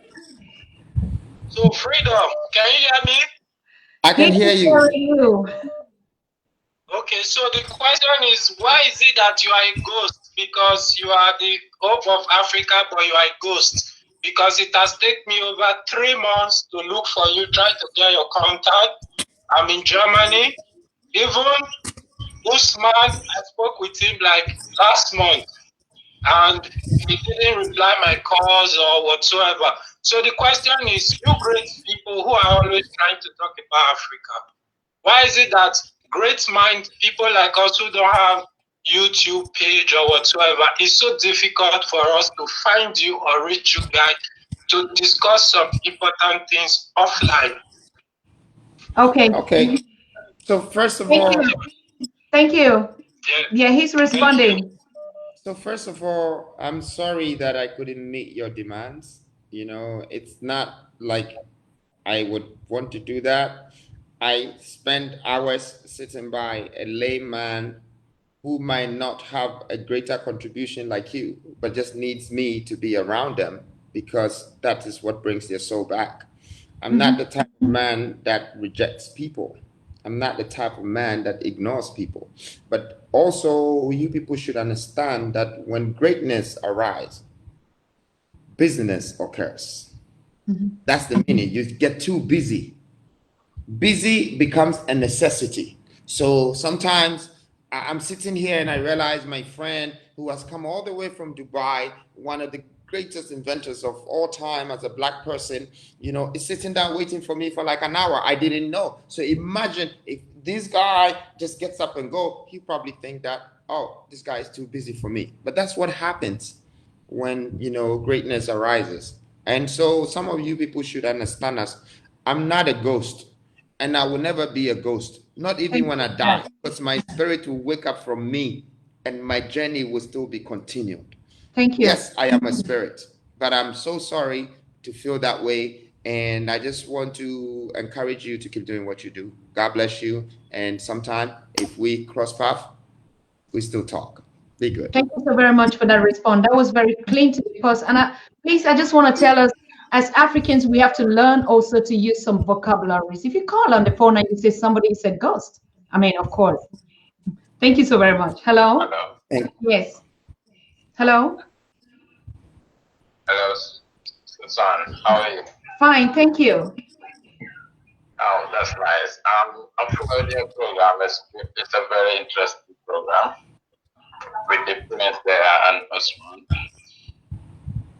Yeah, I really appreciate whatever they said over this program because it's very fruitful and it's there towards helping Africans to see the truth for themselves. Because what Prince said is a very important point that he made because Africa today, one would like to say we are our own problems, not the West, in one way or the other. Because today in Africa, we are no longer like in a time of slavery. Our minds need to be waked up. We have to see the things in our own eyes, in our own perspectives of lens. Okay. That which was talking about. Because our leaders today, they are all from our homes. Keep it short, please. There are a lot of people on the line. Just keep it short. What is the point you want to make? Okay, the point I want to make here is what the Prince talks about. Africa need to bring in. Africa need to collaborate together and bring in trade between themselves. We have not seen either this man is from Nigeria or from Zambia or from Ivory Coast or Ghana. Okay. We should come together and make a trade between ourselves and success to our continent. Thank you very much. Yeah, Thank you. Thank you. Thank you so much. That's a real contribution. We're just taking two more and the Prince is gone, please. Probably we'll have another opportunity to have him. He's right here.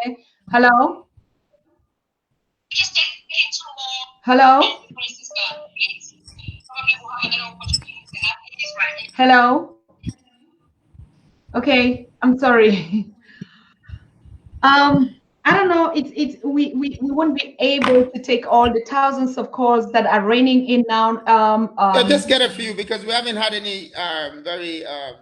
Actually, that's what I'm trying to curate. So you go. Let's go to a couple more and see. There's a question. Go to the question. All right. Hello. Hello. Good evening. Good evening, sir. How are you doing, my dear sister? Thank you so very much. As you can see. Long time. You know, long time. Yeah. Let me go to the question quickly. You know, let the gentleman know. I want to ask you that gentleman because I saw some of his videos and he's talking about our African story. It doesn't matter. We doesn't need to learn our story.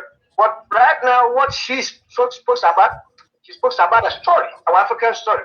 So I want for him to explain a little bit about what is the need of the story of the African story, the need of African story, so that the youth must know our African story. Let me explain a little bit about it. Because let me answer this question for this man. Okay. It don't need for you to know the story. Okay. So that's my question. Thank you. Over to you, Prince. All right. So this gentleman that just spoke is the perfect example of what an African is. Mm-hmm. We keep stabbing ourselves in our own foot. When we hear death, we still ask you what is death. When we hear A, we still ask you what is A. When we make sense, we still try to find a way to make the sense look stupid. When we look stupid, we don't even have the courage and the audacity to say that switch and you can do this way and it's better. I am here. I have spoken for over an hour. I am really expecting some great questions and great contributions that would add on to this continent. I'm not here to be questioned. I am an authority. You can ask me a question, and if it makes so much sense, I will give you a beautiful answer. But when you're asking me something that you yourself cannot figure out what you're hearing and what you're seeing, the help I can give you is very little. Yet, this very man contributes to the nation of the continent. He is part of the force that I stand for and I work for. And I'm not mad at him, but I want people to understand that why and how, I want to use him as the perfect example, how white people and other people see us. They see us sometimes that our IQ is low because, we don't pick points from whether lectures, discussions, and businesses, and use those points to connect or cross the T's and dot the I's and connect ourselves to other world or other people. We have a way to just find an excuse, Justification. a complaint or an excuse. But this is Africa's main problem: excuses, complaints, and blames. I am saying that the new Africans cannot think like this. For those who are listening to me now, you cannot think like this. You cannot think about blaming, and if you heard something and you don't understand, ask again. Understanding is key. It leads you to knowledge. You can't fight something that you don't understand. And you cannot say things that doesn't make sense even for your own self. That means you're bringing things out of your mouth that is supposed to come out of somewhere else of your body. We should wake up as Africans. We should support our own. If we are going to move together, we should have this freedom sign. We should all go forward together. We should make sense for each other. And even when we don't make sense enough, you can add your contribution and your suggestions.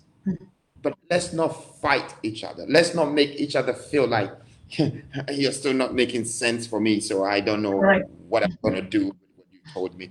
And I like his question the most because it's giving me the chance and opportunity to address one of Africans and Black people's biggest issues. We are there talking about the white man stealing from us. We're there talking about the world, this, that. But we never talk about ourselves, our stupidity, our mistakes, our this and our that. If you want to be wise, you know what it takes to be wise? You simply need to understand what it takes to be stupid so you don't repeat stupidity. That's all. That's all. So if we fight our stupidity and don't repeat it too much, the world will start to regard us as wise people because we will be repeating constructive stuff, stuff that we benefit from, stuff that society can benefit from, stuff that the population, the nation can benefit from, not stuff that will bring the nation down. And so I want to thank you for asking this question. I don't know who did, and I don't remember his name, but I know that if you are listening and maybe if you have kids as well or family, maybe they would also correct you in a way that, if you want to stand for your country, stand for it with wisdom and knowledge and understanding. Don't stand for it with aggression, with stupidity, with battle. You can't battle your own people. It doesn't make sense. When you go to our countries and we're killing each other, what do we look like? We're battling ourselves. Who is smarter? We don't do guns, but we're shooting. You go to Somalia, there's so many guns, but they don't manufacture guns. You think the guy on CNN who is reporting the news, you think he sees it as the guy who brought you the gun is the fault, is his fault? No. He looks at the two people killing themselves and he's like, what is wrong with these people? So definitely, this is a wake-up call. Thank you for having this platform to be able to explain this. These three things, Africans, quit it. Stop giving excuses, stop trying to complain, and stop trying to shift the blame. Stop it now, Africans. You always have something to say, to gossip, this, that. You've made the world your topic, but the world hasn't made you their topic. They don't even gossip about you. They don't think you exist. They try to use your whole continent to experiment stuff, diseases, and come and take your gold, and they don't give you anything because you're busy still sitting, trying to blame, trying to make excuses, trying to complain when the things are in front of you to build it. It's a very good question, and I can't stop even answering it because it's giving me the chance and opportunity to voice out that a lot of our people don't actually make sense when they see the knowledge of wisdom, the strength of power, when they see wealth, riches, they go against it. They go against it. The average young person in Africa today is adapting the lives of our forefathers. Why do you hate someone that has made wealth, that has made money? You have to like them, let them show you, because you're working, you're looking for money too. That's correct. Why are you hating them? It has to change. All right. Any more questions? Thank you so much. There are many coming in, but because of your time, and I'm looking already that we might be, could we make another session, or let's talk behind after the show, right? Yes, but I'll take 2 more questions. Yes. All right. Thank you. I'm taking this one. I think it's very far from Australia or something like that. So, hello. Hello. Yes. How are you? Fine. Thank you. Welcome to the show. Thanks for calling.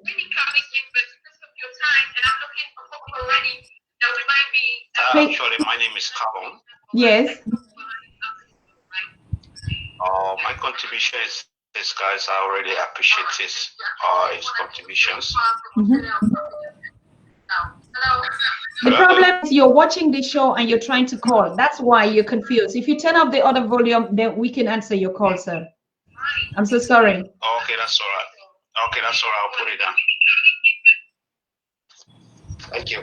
Okay. Yes.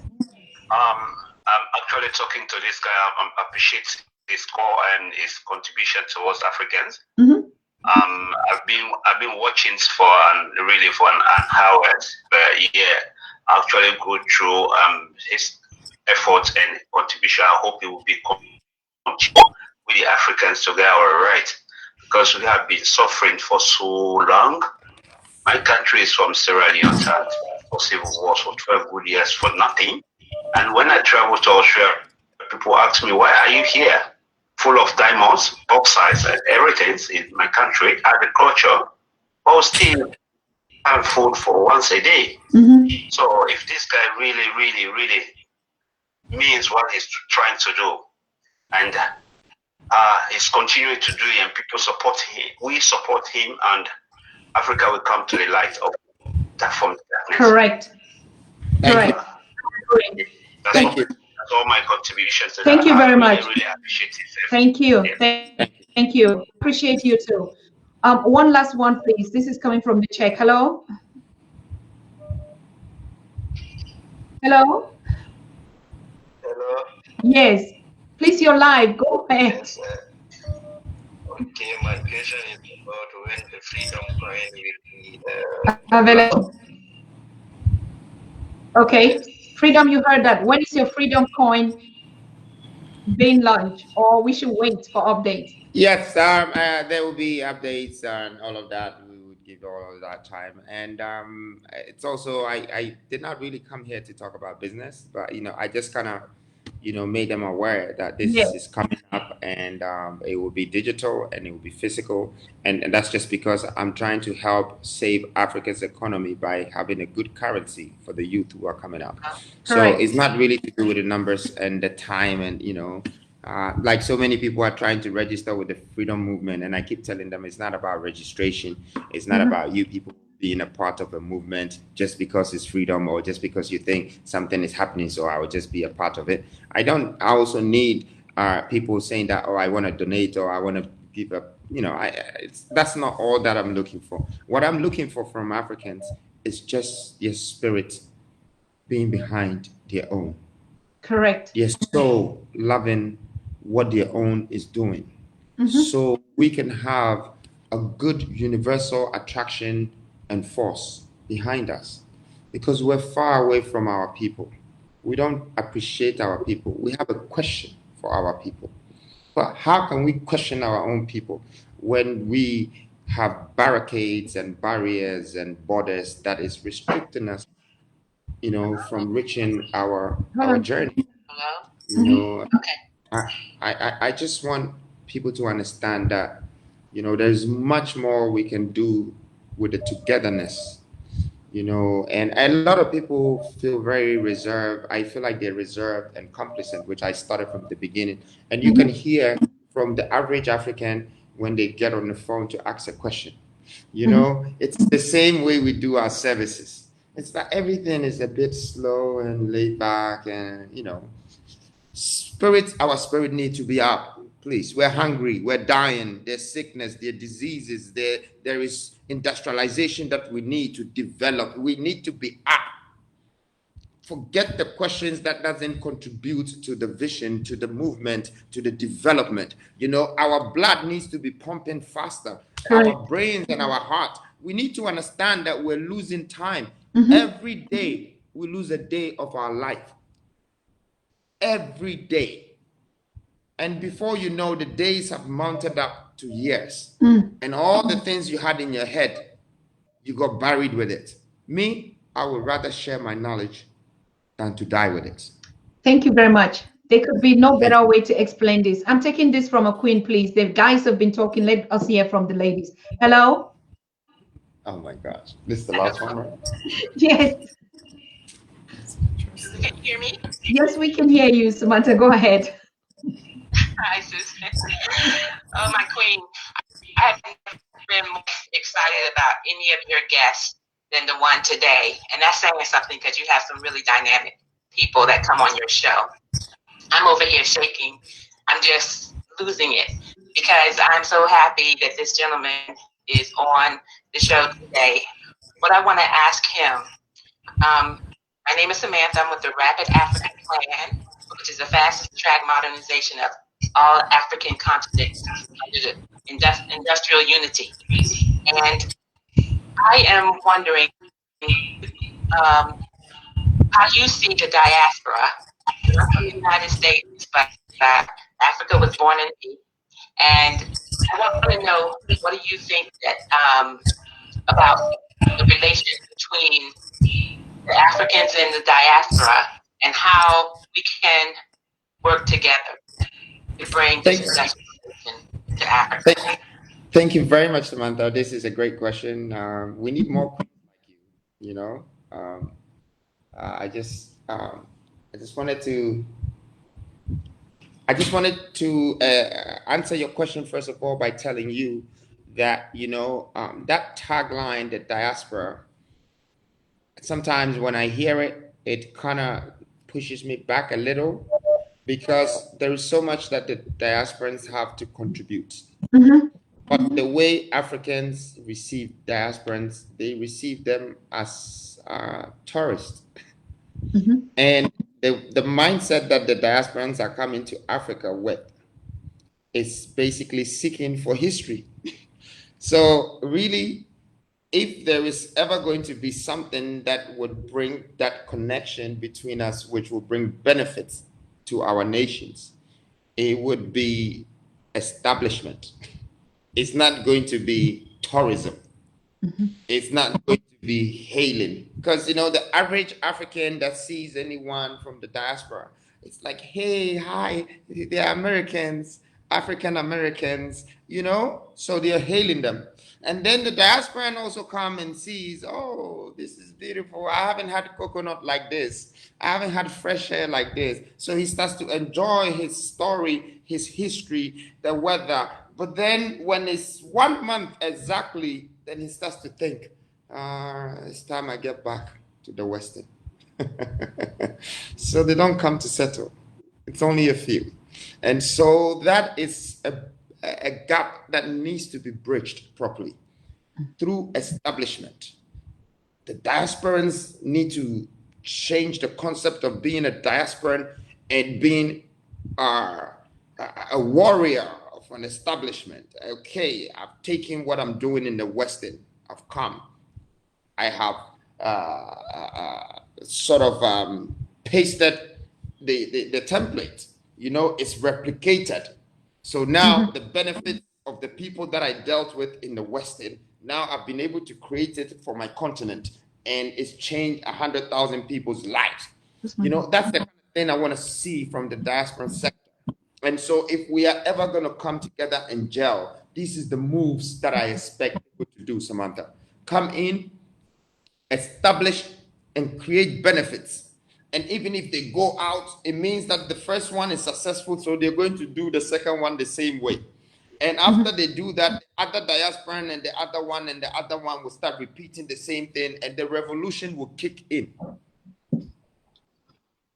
So I see it happening that way. Ousman is back. I haven't been seeing you, but I hear your phone is giving honestly, that's why I was checking if Ousman is back. Ousman, what are the challenges you've been having out there, please? I mean, we couldn't reach you. Oh, so coming in, going out. What is going on? No, actually, I've been on different conferences today, and my phone is just, I mean, I don't, it can't sustain it anymore. So I had to go off on and stuff. But, anyway. But Ousman just came to also like, just introduce, because, you know, Ousman got me on this show. He said, you have to go on this show. And then PLO said, yes, okay, if Ousman is saying it, okay, I'm signing underneath, so you have to. So I don't think Ousman, he sees it as his interview. Like normally we do interviews together, but he felt like I have to escort Freedom all the way to the platform. Before that, he even told me that, look, I'm gonna go there 30 minutes before you come, so you know we can have a light discussion. So don't think that I feel any way about it, that you're not here supporting me, but you know, our voice plays the same roles. What your voice impacts is the same thing that I envision that my voice should also impact. It's the same nation. We're one nation. We are one people. And our agenda is aligned. You know, there are things that Ousman says that makes what I aim become complete. The things that I say that also can awaken something in Ousman to add to what he already knows. And this is the contribution and the connection that I'm looking for in Africans. You know, the leadership of Africa, it should be based on that connection, that synergy, that energy, that spiritual aligned kind of thing, and not some sort of written certificate from some unity or some entity or some organization. I don't know, but that's not what we want for the younger generation. We don't want to be controlled by some sort of I am United Nations. I probably would not see any other United Nations. I'm in my country and I see white people, black people, Chinese people, Indian people. I'm in Africa. That is United Nations for me. We are the one United Nations on our continent. So I don't need any certificate. I can already see that we're United Nations. I know my position very well. What is left to do is how am I going to use these people as a nation that is being united, whether as a labor force, whether as an industrial power, whether as a political power or corporate power. This is the decision that the young generations are yet to take. And we're not going to wait for anybody to come and certify it for us. We already know what time it is. Correct. I think, Ousman, what was the motivation? I mean, you saw, you met Caesar and you said, Freedom, you have to come to your people. You have to come home and address your nation, your citizens worldwide, isn't it? Yeah, thank you so much. So basically, I came to meet him through a good friend of ours, who is Timmy Frank from Nigeria, who is equally another contributor into the movement, and also someone very straightforward in bringing a new perspective and giving young Africans hope and etc. And Nana himself actually invited me in Ghana, and it was just amazing being there with him. But that was not sufficient enough. We had to organize a whole trip to go and meet PLO Lumumba together, just to receive, work on strategies, work on different meetings, work on plans, because most of the things that he has been talking about today, these are things that are practical. We have seen his projects already. I have been there, and that is what we want to see in Africa. We want to sift from the discussion to show people practical aspects of things that can be attainable in the continent and how we can expand on that. These are things that we can do, and we will do our best to make sure that we reach out to other young Africans, that all of us have to be on board in making sure that the development that we all desire as a people is realized. Indeed, this was a learning point for me. It is true. I even called him this morning and said, you know, Freedom, the show is yours. I'm just gonna come earlier and I'm going out. So I was happy going through and listening to this whole thing. It was really important for me. And you know, brother, we'll connect after this and we see what we can do. Thank you. Always, always. You have such greatness in you. Our connection is infinite. You know, I want that inspiration and that impactation to be transcended onto generations. You know, it's great minds coming together brings great results, positive results. And I want that to be one of the things to develop the mindset of the new Africans. Let's start to see the greatness in our own. And let's stop barricading ourselves with whether I'm from Ghana or you're from Gambia, so there's no connection. No, the true connection is there.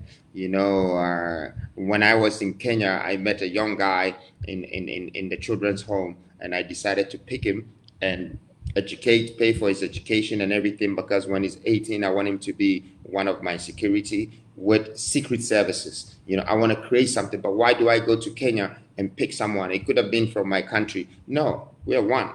We should be able to give opportunities to each other. We should be able to share our knowledge. We should be able to connect our leadership from different parts of the country, different parts of the continent, and make our continent become one nation, one strong continent that will contribute to the global economical power, that we will have a say in the world's movement. We will have a say in the world's economical forum.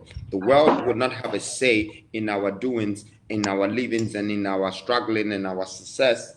The world would have to play along with us because we're part of the world. We shouldn't be sidelined. We are part of the world. We contribute to the existence of this world. This is what I have realized. This is what God has made me realize, that I didn't bring you here to just go and do some business or open some company or go and sit on some chair because somebody said they're going to make you a president because this. No, I brought you here to really connect the dots and bring humanity together and make sure you establish values in them and let them realize that where we came from is the same place we're all going.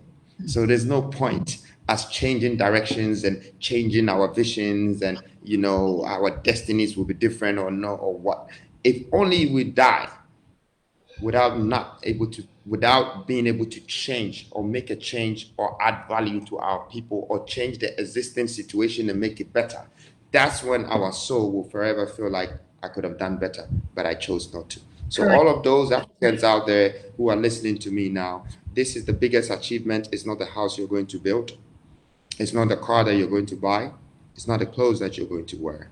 It's really the impactation, the change, the value that you added to society, to humankind, to people, to your country, to your continent, to your race and to your color, to your culture, to the things that you revived and be able to put it in a better pedestal, to the value that you added to humans, that they remember you for as an investment. That is legacy. And I want to urge all Africans to start thinking towards legacy and not materials and not money. So I would like to use this opportunity to thank you very much, Dr. Susan, for giving me your platform to be able to express myself to my own Africans. I want to say a big thank you, Ousman, to even give me the opportunity and telling me that I have to be here and share my voice. This connection is great. I don't have the opportunity to even broadcast myself, you know, like somebody came here and called me a ghost because they can't find me. I don't have the opportunity sometimes to amplify this great knowledge that I want to share with everybody. So I am very, very grateful and privileged for this moment. For those who don't, yeah. Yes. Are we going to have you anytime soon? Just in terms of planning. I know we're going to put this all together, but I just want you to assure your audience, because it's always been like that, that this connection, these opportunities don't really come there. I know you're busy, but at least you're going to find time for us once in a month. Is it okay? No, I wouldn't be able to do once in a month, but what I would like to do is that I will find a time to come on this platform again that based on us doing or having to have done something already which we have discussed today, Yes. that we want to talk about it, or if there were some African issues amongst the youth, the generations, the new generations, and we have to discuss it, that we think this is a serious topic that we need to discuss. If it's about brutalization, humanity, civil rights, human rights, civilization, anything to do with us adding value to our people already, and it's important to discuss it, definitely my time will be here. But I wouldn't be able to use your platform as a place where everybody should expect that once a month they can come and meet me here to ask questions, or to have me, not to say it in a bad way, that I really love your platform, but I would like this relationship that way, that Yes. people know that they can find me on Dr. Susan's platform. But this is because there is a demand, and there are issues, or there are things that we need to congratulate ourselves about, or Correct. show them some changes that is happening, or the things that we discussed today, has it actually inspired and motivated some kind of amount of people who have forced to bring us back onto this platform. I want something like that, very authentic. Yeah, tracking. That's right. Of course, that's very true. It's been a wonderful pleasure. I mean, how many times do the stars come out, or the religious come out once in a while, or our kings? When we have knowledge, particularly a transition, I've been seeing a lot of people saying you have a reincarnation sent to our people, the voices they speak just one, and they say, he who has ears, let them listen. So it's not going to be like repeating the same thing or feeding us with what we already have. You're just here to say you have everything that you need. All I just came is to spark it up and let your light shine. So we want to thank you. We congratulate you so very much. And Ousman, hey, it's a shout out. You're just replanting what you already planted, right? And we're grateful to have you here. We'll be reaching out, like you said, if there is a community problem that we need to fix and we don't have that knowledge and the wisdom, and we need to seek advice and consent and way forward, definitely we'll be reaching out back to find out your own space. But of course, we also have to protect and to know that you are all safe. It's not just giving, like you said. You don't just take, you give. But we also know that those who give also need a lot of affection and time and concern. So it's a kind of a bundle of things. You're giving a lot of energy. You're building a whole nation and a people. And I think, of course, it is also of that level that we give back to all our kings and protect them. So our regards to the queen in the palace and our daughters and our princesses and the community that you're all sitting on. I want to assure you, you've been here. It's not a coincidence. You've been here exactly because your ancestors brought you to address your people. And now you start hearing stories from the diaspora, not stories and complaints. Remember, part of you was taken away from you. And that should be one of the questions that you start thinking, how do I bring back that part of me to make it a whole complete? Because the diaspora, no matter what we say, no matter how we do it, they have got to get access to land.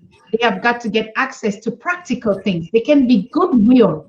They can be all motivated, but there's just still some things that we will need to fix. And I think being a bridge and a voice out there, we can count on you to make some of those reforms and recessions happen, as the kingdom and the king and the prince of Africa. It is just by our duty that we'll always reach back to you when we need more. So thank you. Okay. Thank you. I just want to touch something on what you just said. Go ahead. One of the things about the Freedom Jacob Caesar website, you see the Freedom Bridge. We've paid a lot of money for the ancestral genes and all of this, tracing back to your roots, DNA. And I decided to do that for people to just discover things, and that's for free. It's Freedom Bridge. So definitely it's another way of bringing, our people back and everything. But here's one thing. I don't expect everybody that is out there who is become American or Jamaican or Jafaican or whatever that they have become as a black person to come back to Africa. I just want them to know about their roots. I just want them to understand the value of their color as being black and know that the roots of blackness came from Africa. Because I also understand them very well that wherever you dwelled, wherever you grew up, wherever that you were brought up, that's your world. That's the world you understand better. Correct. So I know it's going to be very difficult to have everybody moving across into Africa. This is not the Moses days. This is the Freedom Jacob Caesar days. I would respect them to still have their space, to still be a part of the Western, but also be a part of Africa, because we have to think like universal human beings and live life for the sake of it. We have to contribute. And I just want the diasporans to know that for me, Freedom Jacob Caesar, the only thing that I see two in one is that no matter what you do, you're black and you're African. And that's what I stand for. Thank you very much. Thank you. Thank you so very much. It's been a pleasure, and thank the viewers, and we would keep in touch with you. God bless you and your family and your initiatives, and we are here for you. We know the new Africa has been born, and we'll keep in touch. Bye-bye. Thank you so much. Thank you, darling. Thank you. Thank you. Ousman. All right, I know it's creepy out there with the connection and everything. I want to thank all of you also for tuning in your thousands, in your numbers, and I hope you had something. I know some of the times when we come on a program like this and we hear, oh, an African, he's a multimillionaire, we were expecting some kind of reaction or some kind of conversation. No, it is about the power of the African wherever you are, not your geographical. Pick up that power that has been quenched in you and make you look worthless and make you look useless and make you look a victim. Victim is the word. Pick out that new spirit of a new Africa. We keep saying it. The new Africa is not just a person, like we say, it's a spirit. It's the spirit. And that's the spirit that just was here. I love that caller that called and say you're a ghost, because it was symbolic for us to understand it is not a person. The new Africa, the spirit of Africa, is not a human being. It is that love and the connection and unity. But people would come in different objects. They would come in different formats. They would come in the Ousman Touray dimension. They would come in the Susan Tata dimension. They would come in the Freedom Jacob Caesar dimension. Physically, they will come in the Professor James Small, in the PLO, but it's a whole spirit. Remember, Rev Shark said, nothing just happened to us, something happened to us, and we are the only spiritual beings. Yeah, we might manifest in different forms, but the spirit comes just to deliver, and they deliver, they go.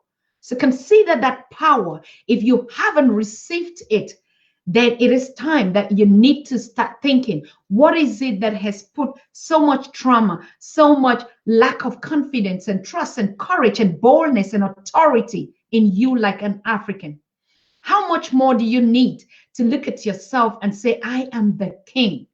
I am the freedom. I am the spirit of a new Africa.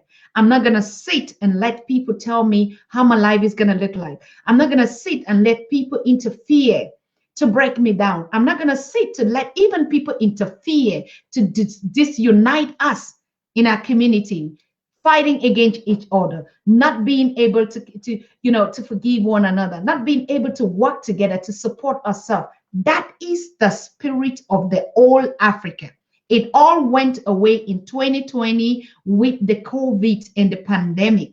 The 2021 decade, I've been saying it up and up and up. It's a spirit.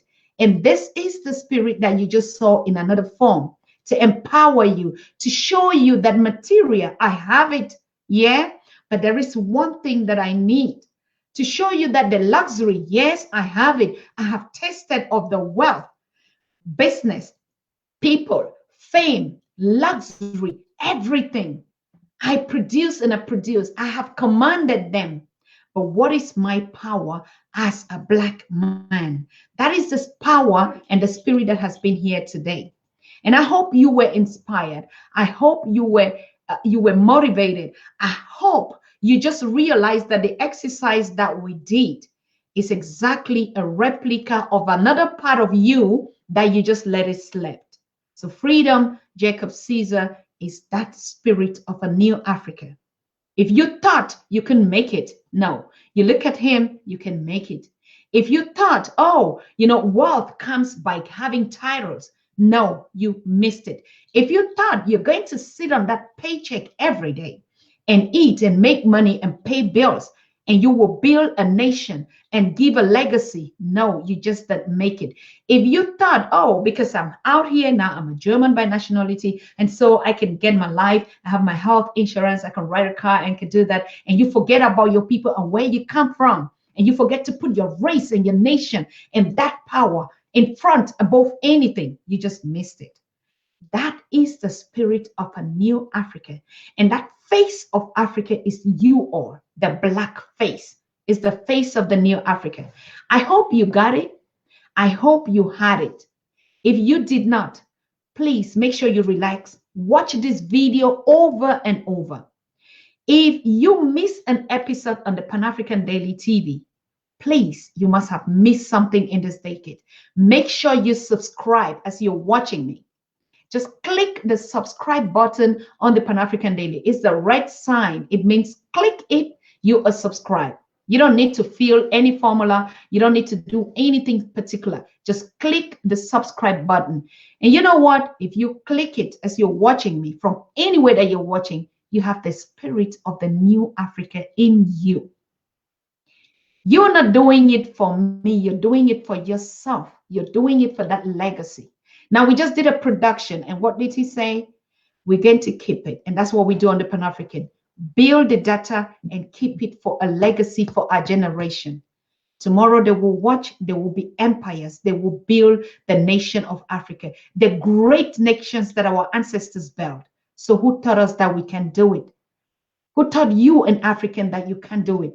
Who taught you to walk among races and put your face down? Who taught you that you are a lesser human being than any other person? Who taught you that? We intentionally did this show to make you understand you are untouchable. You can build that empire. You can spark up that fire that you have in you. You can just be who you are. It doesn't matter that you have to cross back. It doesn't matter that you have to die in the ocean. Of course, that is the brain that was taken from you, the power that reduced you to just be a worker, to just be a beggar, to just be a cleaner, to just be a title owner. No, you are more than that. You are a spirit. You are a God. You are a creator. You build nations. They stole from you. How could you become a beggar? They stole from you and they're still stealing to make their nations, to barely survive on you. They beg, they need everything that we are. The spirit of oneness, of love, of unity, and empowerment and enrichment is born and given to you. I want to wish you a very pleasant evening. Thank you for calling in. Thank you for joining the show. Make sure you click and subscribe, and we're taking Africa to another level. It is your job. It is mine. It is our time to do it, and the time is now. So bye-bye. Take care of yourself and stay blessed, and we stay connected. Now we're coming back live on Tuesday. Tomorrow we are off, as you know. Monday we are off to thank the new energy. But you know what? We take your questions. You can message us. Yeah. You can send us a text on our platforms. You can also WhatsApp up. We might not respond to when we are off, but we definitely would give you an answer. And you know what? Stay tuned on the Pan-African Daily TV Facebook page as we drop content every day, even during our days off. And if there is a breaking, even though we are off, we would come live. So that's the reason you need to just subscribe. Join our campaign. 121 hashtag 1 million subscribers. That is the new spirit of a new Africa, and the face is you. Good night, bye-bye, and good morning to all of you. And we wish you a pleasant day. We see ourselves again on Tuesday. Stay safe and healthy. God bless you.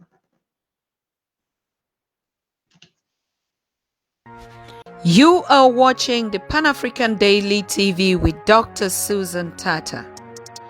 The Africa we want: unity, consciousness, our culture, our spirituality, our history. One Africa for Africans worldwide. Motherland's calling its diaspora home.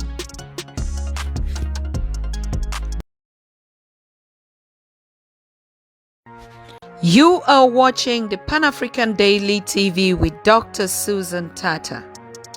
The Africa we want: unity, consciousness, our culture, our spirituality, our history. One Africa for Africans worldwide. Motherland's calling its diaspora home. Join my voice. Join my team. Join my campaign. Campaign 21 hashtag 1 million subscribers on the Pan-African Daily TV YouTube. Be a volunteer. Apply now. Be the new Africa.